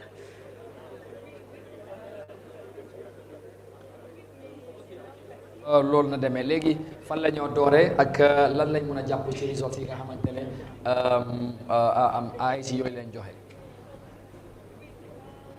jërëjëf Amadou fuñ dooree bu ñëwaatee mooy Willie West bi nga xamante ne NPP am na fa 7,489 votes ki nga xamante ne mooy UDP am na fa 9,995 votes raada ki nga xam ne mooy Essa Mbye Fall am na fa 126 votes NUP am na fa 182 votes GDC nag génne na fa 871 votes ki nga xamante ne mooy Halifa Ababacar Sallah bu doy moom am na 762 votes foofu nga xamante ne mooy Willie West nag ki fa gagné mooy Adama Barrow mu am fa 7,489 votes lii moo jógee fii nga xamante ne mooy Willie West constituency bi.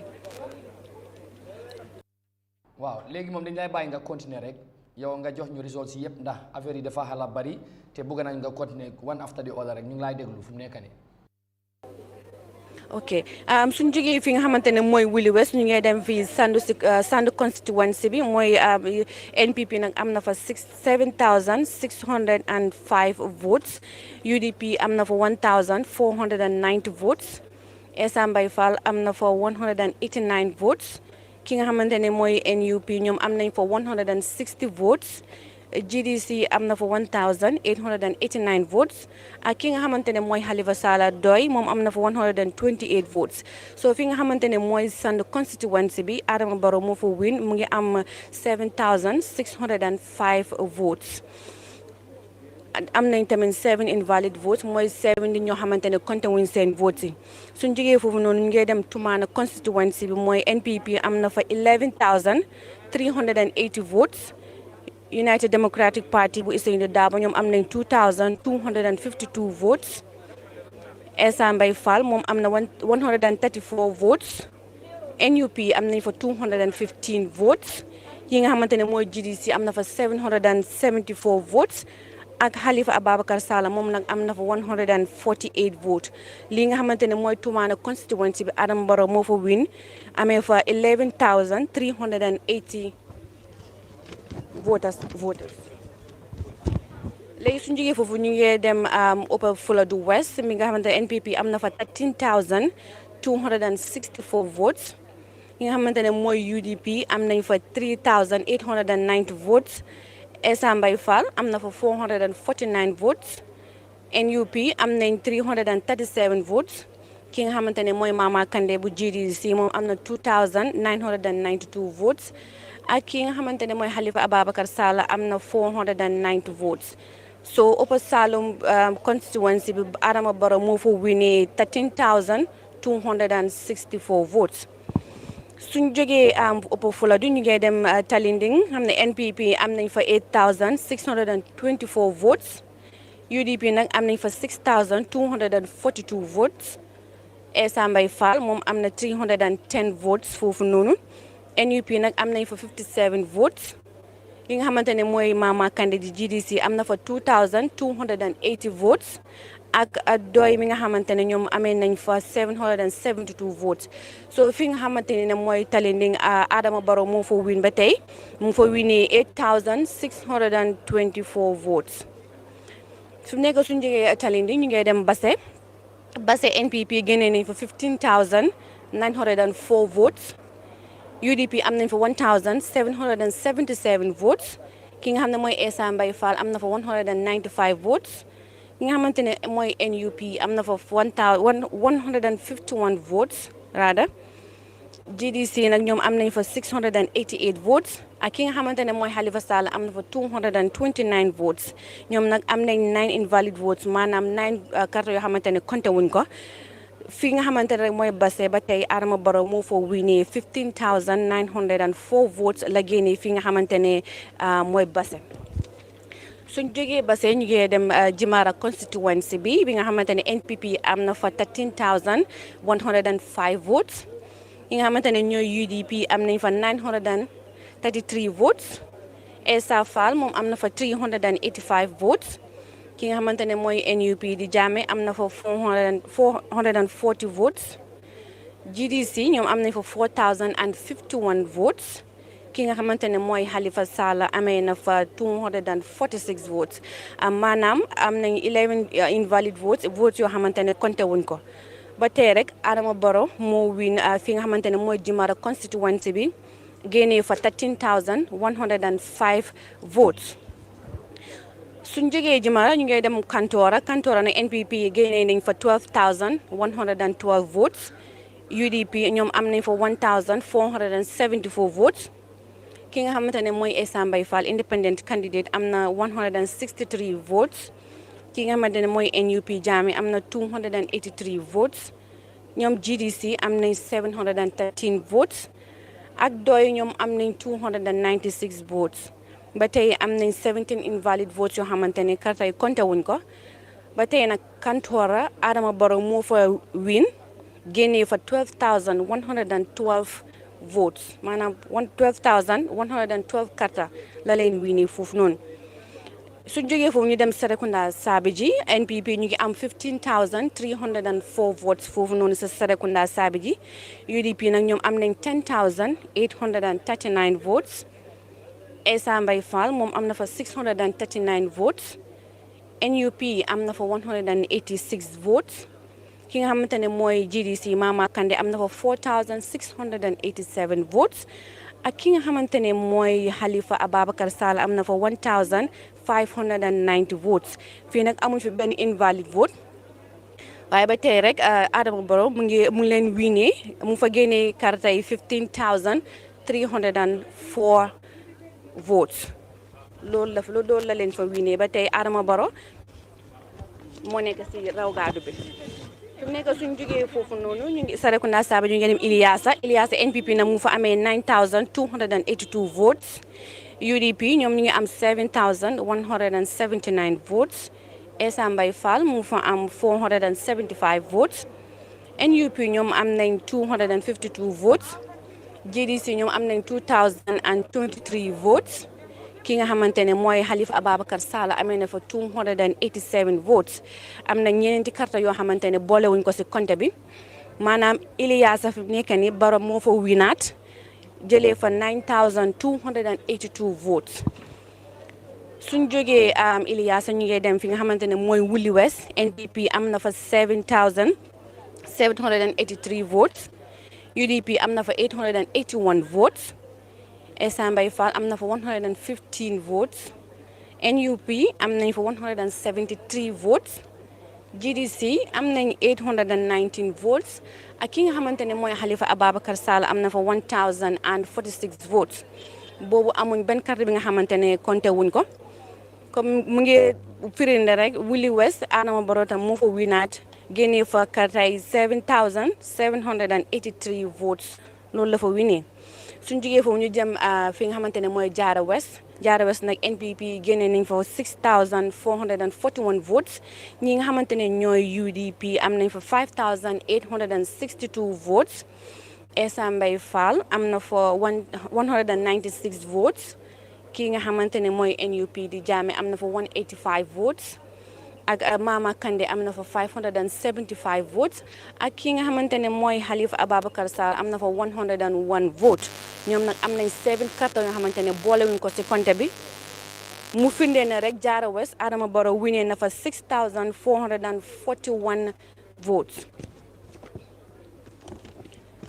suñ fa jógee rek Amadou ba tey ñu dem Bakaw Constituency bi nag NPP génnee na fa 5060 votes li nga xamante ne mooy UDP ñoom am nañ fa 5706 votes ki nga xam ne mooy Essa Mbye Fall am na fa 357 NUP moom am na fa 46 votes GDC am na fa 612 votes ak ki nga xamante ne mooy Halifa Ababacar Sallah bu doy am na fa 761 votes maanaam Bakaw bi UDP ñoo fa winee 5706 votes suñ jógee Bakaw ñu ngi dem Josong Constituency bi nga xam ne NPP génne nañ fa 12854 votes UDP génne nañ fa 6791 votes Essa Mbye Fall moom am na fa 564 votes NUP am na fa 83 votes ki nga xamante ne mooy Mama Kandeh GDC am na fa 2187 votes ak doy am na fa 1873 votes am nañ nag 6 cartes yoo xamante ne boolewuñ ko si compte maanaam invalid votes comme mu ngi firnde ne tamit Josong Constituency bi Adama Barrow moo fa winee 12854 votes suñ jógee Josuma ñu ngi dem fi nga xamante ne mooy opinion yi nga xamante ne moom NPP am na fa 8764 votes UDP Ousseynou Dabo am na fa 3855 votes ki nga xamante ne mooy Essa Mbye Fall am na fa 185 votes ak NUP ñoom am nañ fa 196 votes ak ki nga xamante ne mooy GDC am na 1814 votes ak doy amee fa 355 votes ñoom nag am na 11 cartes yoo xamante ne boolewuñ ko ci compte bi comme mu miin ne ba tey opinion mi rek Adama Barrow moo fa wiinee jëlee fa 8764 votes ba tey si compte carte yi ñu ngi dem Lower Ñoomi nag Adama Barrow génnee na fa 17013 votes ki nga xamante ne mooy Lawyer Ousseynou Dabo UDP am na fa 4387 votes Essa Fall 633 votes NUP 313 votes GDC 2000 votes and Doy 748 votes maanaam amuñ benn carte bi nga xamante ne ba compté wuñ ko kon fii si Lower Ñoomi ba tey Adama Barrow moo fa winee génnee fa 17013 votes suñ jógee Lower Ñoomi ñu dem Sabah Sanjah ne NPP génnee na fa 8067 votes ñi nga xamante ne ñooy UDP ñoom am nañ fa 1436 votes Essa Mbye Fall am na fa 327 votes kii nga xamante ne nag mooy NUP di Jammeh am na fa 172 votes ak GDC ñoom am nañ fa 861 votes Halifa Sallah nag génnee na fa 411 votes foofu nag ñaari karta lañ fa jota compté wut maanaam Saba Sanjal Adama Barrow moo fa winee 8067 votes suñ jógee Saba Sanjal nag ñu ngi dem li nga xamante ne mooy Sami district Sami Adama Barrow amee na fa 5496 votes ki nga xamante ne ñooy UDP am nañ fa 5638 votes Essa Fall moom am na fa 154 votes NUP am nañ fa 177 votes ki nga xamante ne ñooy GDC am nañ fa 770 votes ak Halifa Ababacar Sallah am na fa 167 am na nag 9 cartes yoo xamante ne boolewuñ ko si compte bi maanaam invalid votes yi ba mel ni Sami Constituency bi ki nga xamante ne ñooy United Democratic Party di UDP winee nañ fa 5638 votes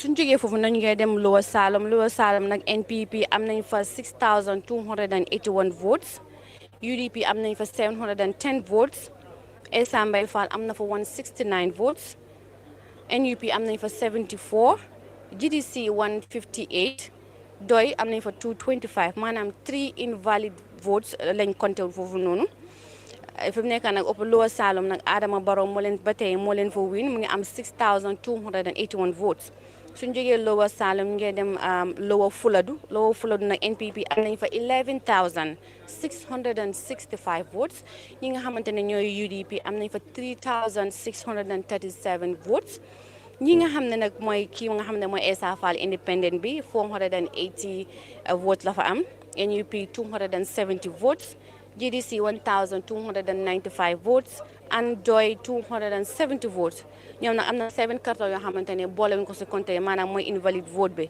Lower Salom nag Adama Barrow moo leen fa winee 11655 votes suñ jógee Upper Salom rek ñu ngi dem fi nga xamante ne mooy su jógee Lower Salom raada ñu ngi dem Upper Salom nag Adama Barrow amee na fa 7563 votes ki nga xamante ne ñooy United Democratic Party am nañ fa 408 votes Essa Mbye Fall am na fa 178 votes NUP am na fa 97 votes GDC am nañ fa 397 votes ak Doy am nañ fa 139 votes fii nag am nañ 2 invalid votes maanaam ñaari carte yoo xamante ne boolewuñ ko si compte bi maanaam fi mu nekk nii Upper Salom tam Adama Barrow winee na leen fa 7563 votes suñ jógee foofu ñu ngay dem Ñaanija Constituency in Janjanbureh foofu nag Adama Barrow jëlee na fa 3262 votes UDP am nañ 918 votes Essa Fall am na fa 103 NUP 46 GDC 282 and Doy 63 amul benn carte bi nga xamante ne compté wuñ ko fa fii nga xam ne mooy Ñaanija Constituency bi Adama Barrow winee na leen fa 3262 votes su jógee woon ñu ngay dem ñaani na NPP amee nañ fa 7187 votes UDP am nañ 2929 votes Essa Fall am na fa 24 votes NUP am na fa 14 votes GDC am nañ fa 1868 votes ki nga xamante ne mooy Doy moom am na fa 171 votes foofu nag 7 carte lañ fa am yoo xamante ne boole wuñ ko si compte bi maanaam invalid votes bi dafa mel ni ñaani ba tey Adama Barrow moo fa winee 7187 votes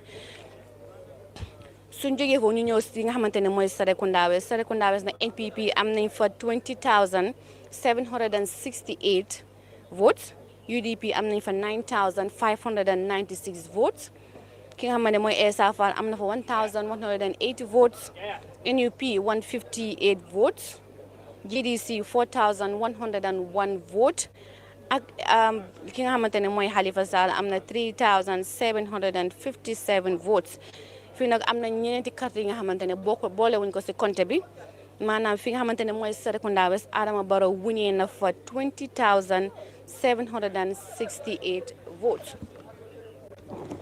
Amadou lii rek lañ fi amaloon gars yi fii nii maanaam fi mu nekk nii léegi benn région moo des mooy West Coast region xam naa incha allah balaa ñoo wax 5 o'clock IEC dinañ génn wax ñu fan lan lañ jëlee fi nga xamante ne mooy West Coast region bi nga xamante ne am na 41 constituency bi moo mun a motal 53 constituency bi dañ mun a déclare kan la Gambien bi tànn pour mu toppatoo yi fi Gambie for the next 5 years.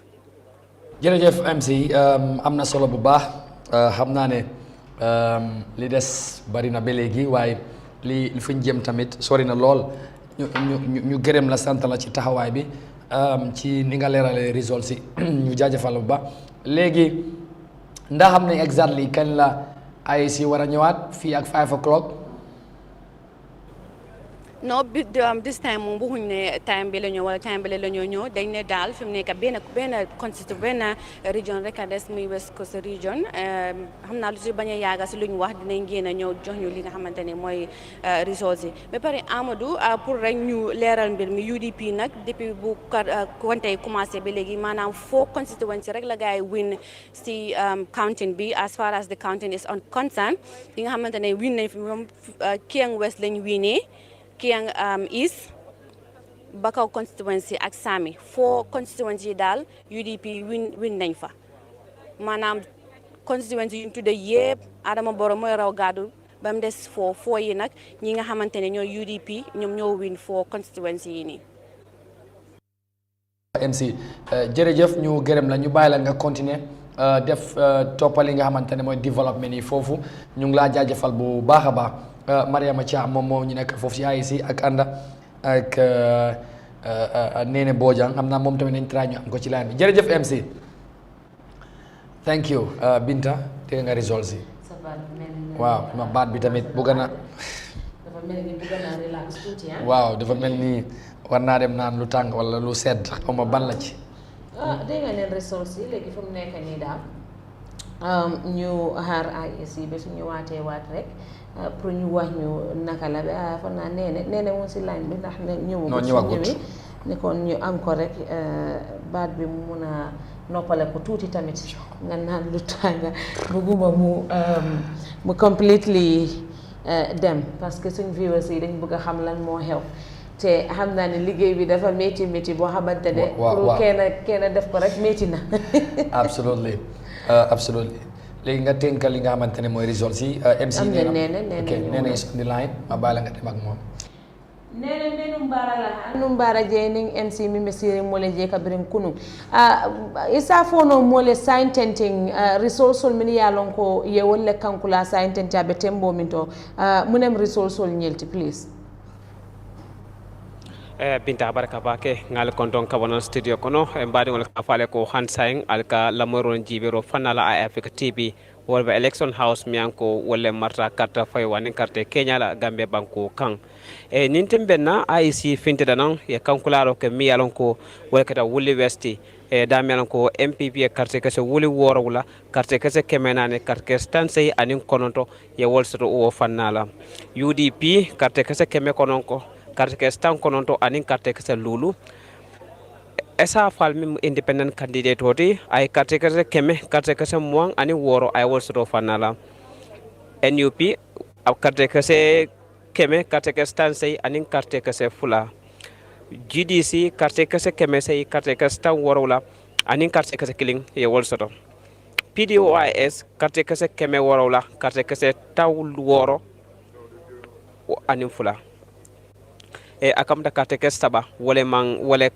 Kenya ta mi yalon ko amantra fayro kono nimboto to mbita sandu da mi yalon ko MPP carte ke wuli worwala carte ke keme woro anen carte ke lulu ye wolsoto UDP carte ke wuli killing carte ke keme nani anen tan kononto independent esafal carte ke keme carte ke stanse anen kononto ye wolsoto NUP carte kese keme carte kese taworo ya wole soro GDC carte kese wuli killing carte kese keme say carte kese tan say anin carte kese kononto e oso PDOIS carte kese keme carte kese muang anin carte kese say ye wala soro carte kese wara wula wala yanko amandum fayro kono bare alata dumale nimbira jembita tumanna dami yalon ko MPP carte kese wuli tang anin killing carte kese keme saba carte kese tan say ye wala soro UDP carte kese wuli fula carte kese keme fula anin carte kese talulu anin fula e wala soro esapal independent candidate o carte kese keme carte kese tan saba anin carte kese nan e wala soro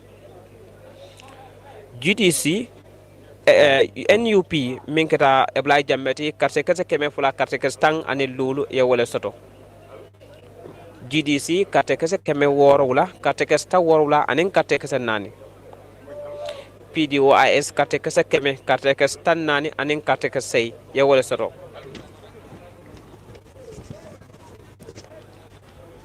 nimbota jembita opa fuladu damen ko fuladu banko la karadola damen ko NPP carte kese wuli tang anin saba carte kese keme fula carte kese ta woro anin carte kese nani wala soro UDP carte kese wuli saba carte kese keme say carte kese tan kononto ye wala soro esa fal carte kese keme nani carte kese tan nani anin carte kese kononto ye wala soro NUP carte kese keme saba carte kese tan saba anin carte kese warwula ye wala soro GDC carte kese wuli fula carte kese keme kononto carte kese tan kononto anin carte kese fula ye wala soro PDOIS carte kese keme nani carte kese keme nani carte kese tan kononto ye wala soro carte kese nani wala yanko alata amantara fayro la fanala nimbora jembida talending dami yalon ko NPP carte kese wuli sey carte kese keme woro carte kese muang anin nani ye wala soro UDP carte kese keme woro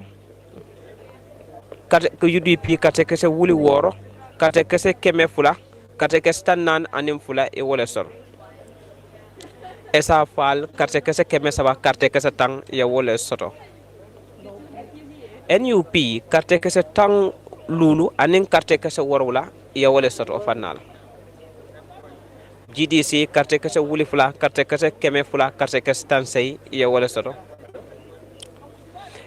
PDOIS carte kese keme warwula carte kese ta warwula anin carte fula ye wala soro ni bota jebita mbota base fanala base NPP carte kese wuli tang anin lulu keme kononto anin carte kese nani ye wala soro UDP carte kese wuli killing carte kese keme warwula carte kese ta warwula anin carte kese warwula ye wala soro esa fal carte kese keme carte kese tan kononto anin lulu ya wala soro NUP carte kese keme carte kese ta lulu anin killing ay wala soro fana GDC carte kese keme woro carte kese tan say anin carte kese say ay wala soro minketa PDOIS carte kese keme fula carte kese muang anin kononto ay wala soro carte kese kononto wala mantara fayro la fanala mi yalon ko a mambula carte fawanin kon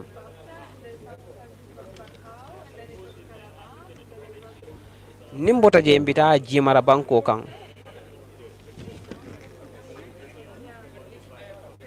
mbita jimara banko kan dami yalon ko MPP carte kese wuli tang anin saba carte kese keme anin carte kese lulu ya wala soro UDP carte kese keme kononto carte kese tan saba anin saba ya wala soro esa fal carte kese keme saba carte kese tan say anin carte kese lulu ya wala soro NUP carte kese keme saba carte kese tan nani ya wala soro GDC makande carte kese wuli nani carte kese wuli nani carte kese tan lulu anin killing ya wala soro PDOIS carte kese keme fula carte kese tan nan e wala soro carte kese tan anin killing wala mantara fayro la fanal mi yalon ko aman konti jeto ni mbota jembita kantora mi yalon ko NPP carte kese wuli muang anin carte kese tan anin carte kese wuli tan anin fula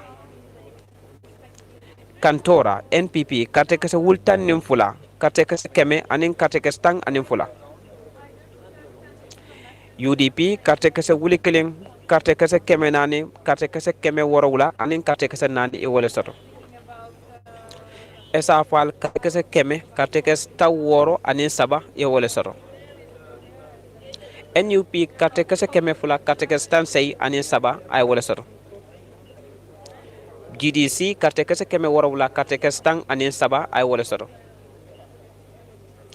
PDOIS carte kese keme fula carte kese tan kononto anin carte kese woro ay wole soto akamda carte kese tan anin woro wula wole atarun wole lata amantara fayro la fanal nimbota je mbita sere kunda sabiji dami yalan ko NPP carte kese wuli tan anin lulu keme saba anin carte kese nani UDP carte kese wuli tan keme sey tan saba anin carte kese kononto ye wole soto esa fal carte kese keme woro tan saba anin kononto ay wole soto NUP carte kese keme carte kese tan sey anin carte kese woro ay wole soto GDC carte kese wuli nani carte kese keme woro tan sey anin carte kese woro wala ay wole soto PDOIS carte kese wuli killing tan lulu anin carte kese wuli killing keme lulu anin tan kononto ay wole soto PDOIS carte kese wuli killing keme lulu anin carte kese tan kononto ay wole soto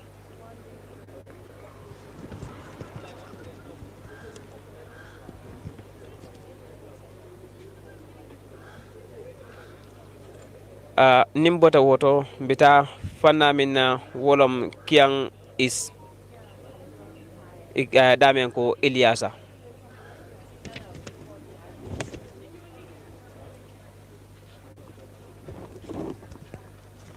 no bita bakawlo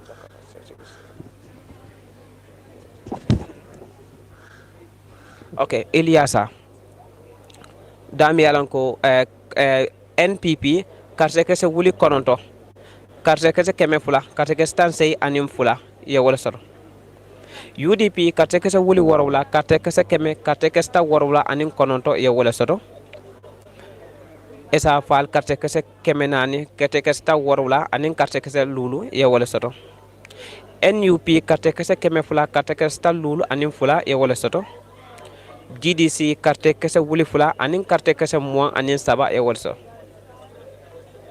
PDOIS carte kese keme fula carte kese tan sey anin carte kese worowla ya wole soto carte kese nani wala mantara fayro la fanala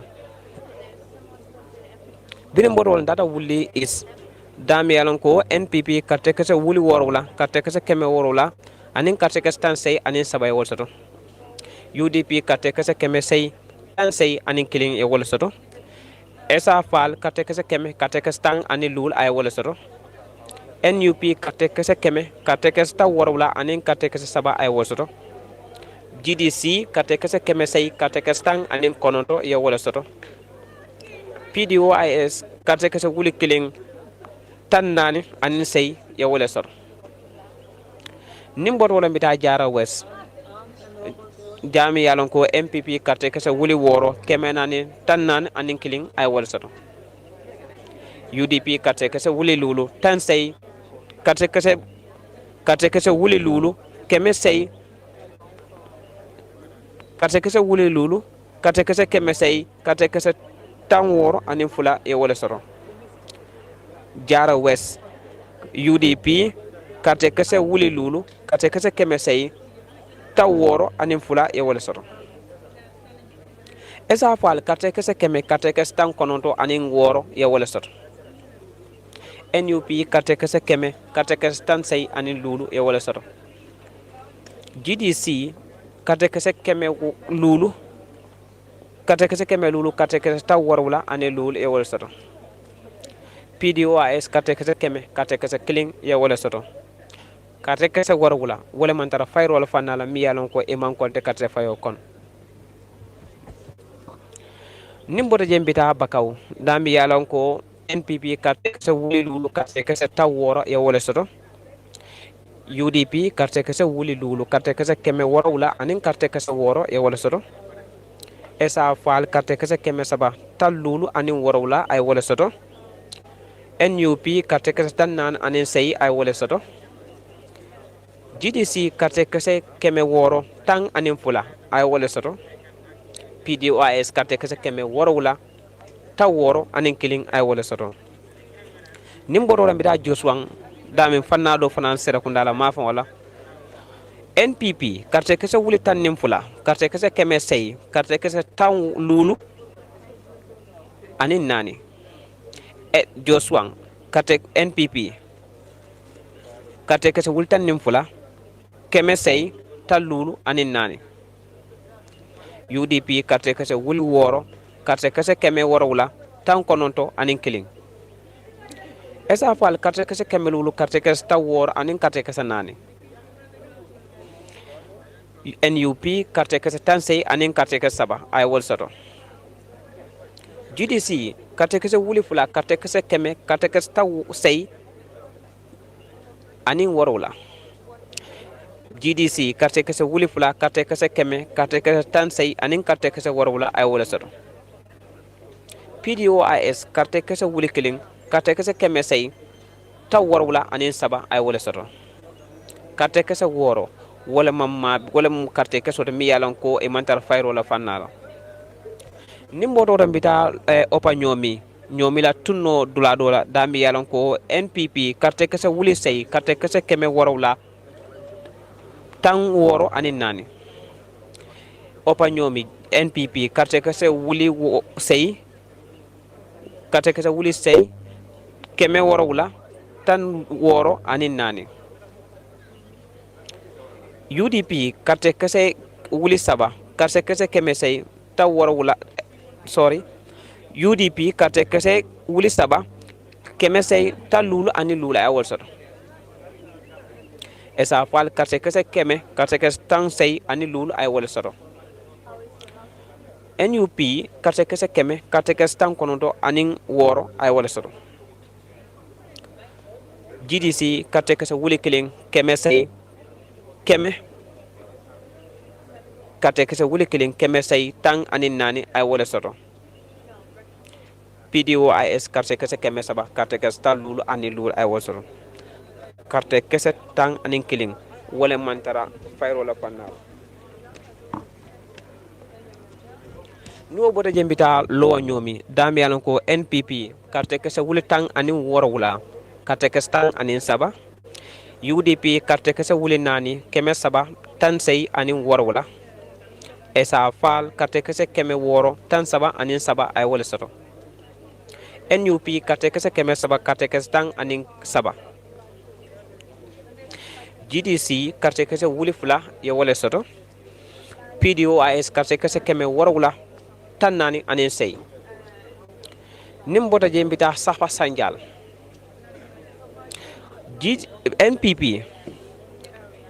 NPP karte kese wuli sey karte kese tan woro anin karte kese woro wula.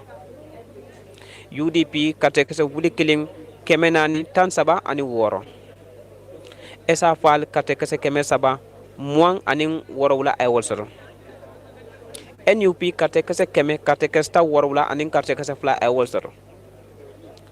GDC karte kese keme sey ta woro anin killing ay wol soto. PDOIS karte kese keme nani karte kese tan anin killing ay wole soto. Akamta ko karte kese fula nyongo wolle mantara fayro la fana. Same tunno la dami yalon ko NPP karte kese wuli lulu keme nani tan kononto anin sey. UDP karte kese wuli lulu tan woro karte kese wuli lulu keme woro tan saba anin sey ay wole soto. Esa fal karte kese keme karte kese tan lulu anin nani ay wole soto. NUP karte kese keme karte kese ta warwula anin warwula ay wole soto. GDC karte kese keme warwula karte kese ta warwula ay wole soto. PDOIS karte kese keme karte kese tan ta woro anin warwula ay wole soto. PDOIS karte kese keme karte kese tan woro ani warawla ay wala soto karte kese kononto wala mantara fayro la fannala.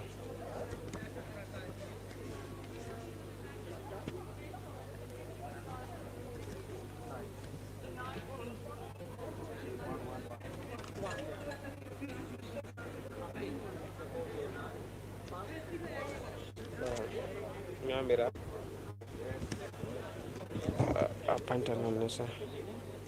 Okay. Nene. Nimbo tambita lowa nyomi. Dami yalan ko NPP carte kese wuli woro keme fula tan sayning killing UDP keme warawla carte kese tan esa fal carte kese keme tan woro anin kononto mama NUP carte kese ta warawla anin nan ay wolsoto GDC carte kese keme ta lulu anin say PDOIS carte kese keme fula carte kese muang anin lulu carte kese saba wole man soto lo fula du NPP wulitang anin killing keme woro taw lulu anin lulu UDP wuli saba keme woro tan saba anin woro wula esa fal kate kese keme nani tan say NUP kate kese keme fula kate kese tan woro wula anin kononto GDC kate kese wuli killing keme fula tan kononto anin lulu PDOIS keme fula ta worwula anin sey kate kese worwula wole man tara fayrol fanala opa salumu NPP wuli worwula keme lulu ta woro anin saba UDP kate kese keme nani anin kate kese ya wolsoto esa fal kate kese keme ta worwula anin sey ya wolsoto NUP kate kese tan kononto anin worwula ay wolsoto GDC kate kese keme saba tan kononto anin worwula ay wolsoto PDOIS keme tan saba anin worwula ay wolsoto kate kese fula wole man tara fayrol fanal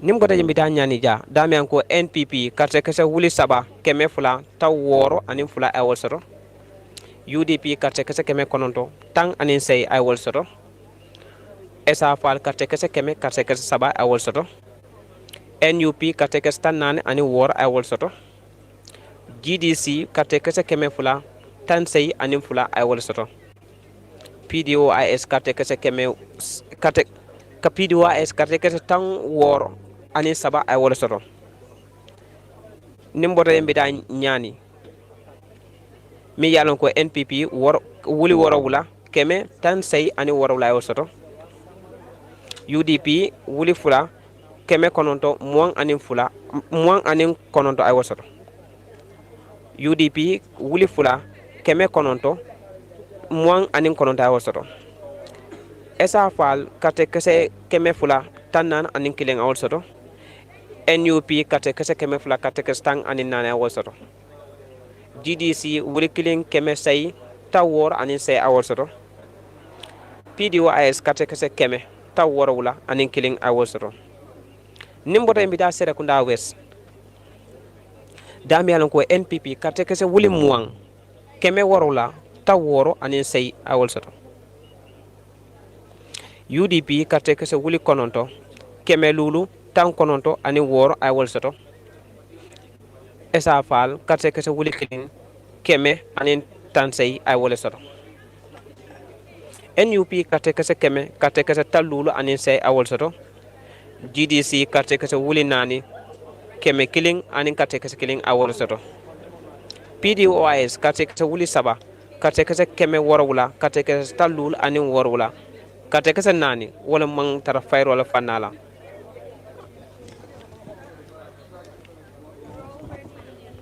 akanta ko sain la killing wada mata je wala west coast dami yalon ko mobe ko wala batu because ngalon karte kes dama fanala wala be kala kum fadla dami ko mba IC batu kan bari ma wadi fam wala kata nim mola ko nim wadi kare mena bari ko as soon as possible iba finta banda pour kata nim mola ko kibaro wala fanna mena bindanga ine soro kabona IC la bumbato dami to karte keso anen karte konto la fanala nintamben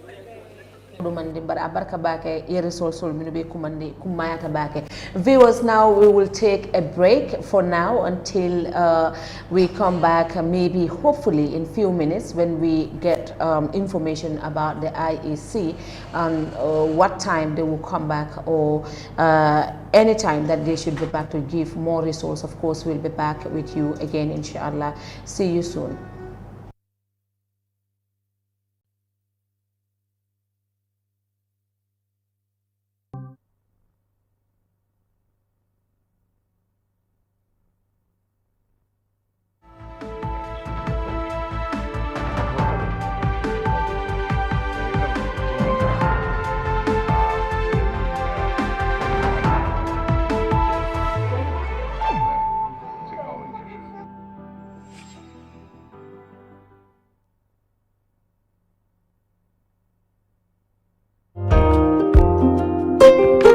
The Gambia goes to the polls on December 4, 2021 to elect a president who will steer the affairs of the country for the next 5 years. As the country prepares for this spirited national exercise, the National Council for Civic Education (NCCE) reminds the public that the conduct of presidential election is a constitutional requirement as enshrined in Section 46 of the 1997 Constitution of the Republic of the Gambia, and voting a civic duty which every eligible patriotic citizen should discharge on December 4, 2021 as enshrined in Sections 26 and 39 of the Constitution. As politicians embark on campaign trails across the length and breadth of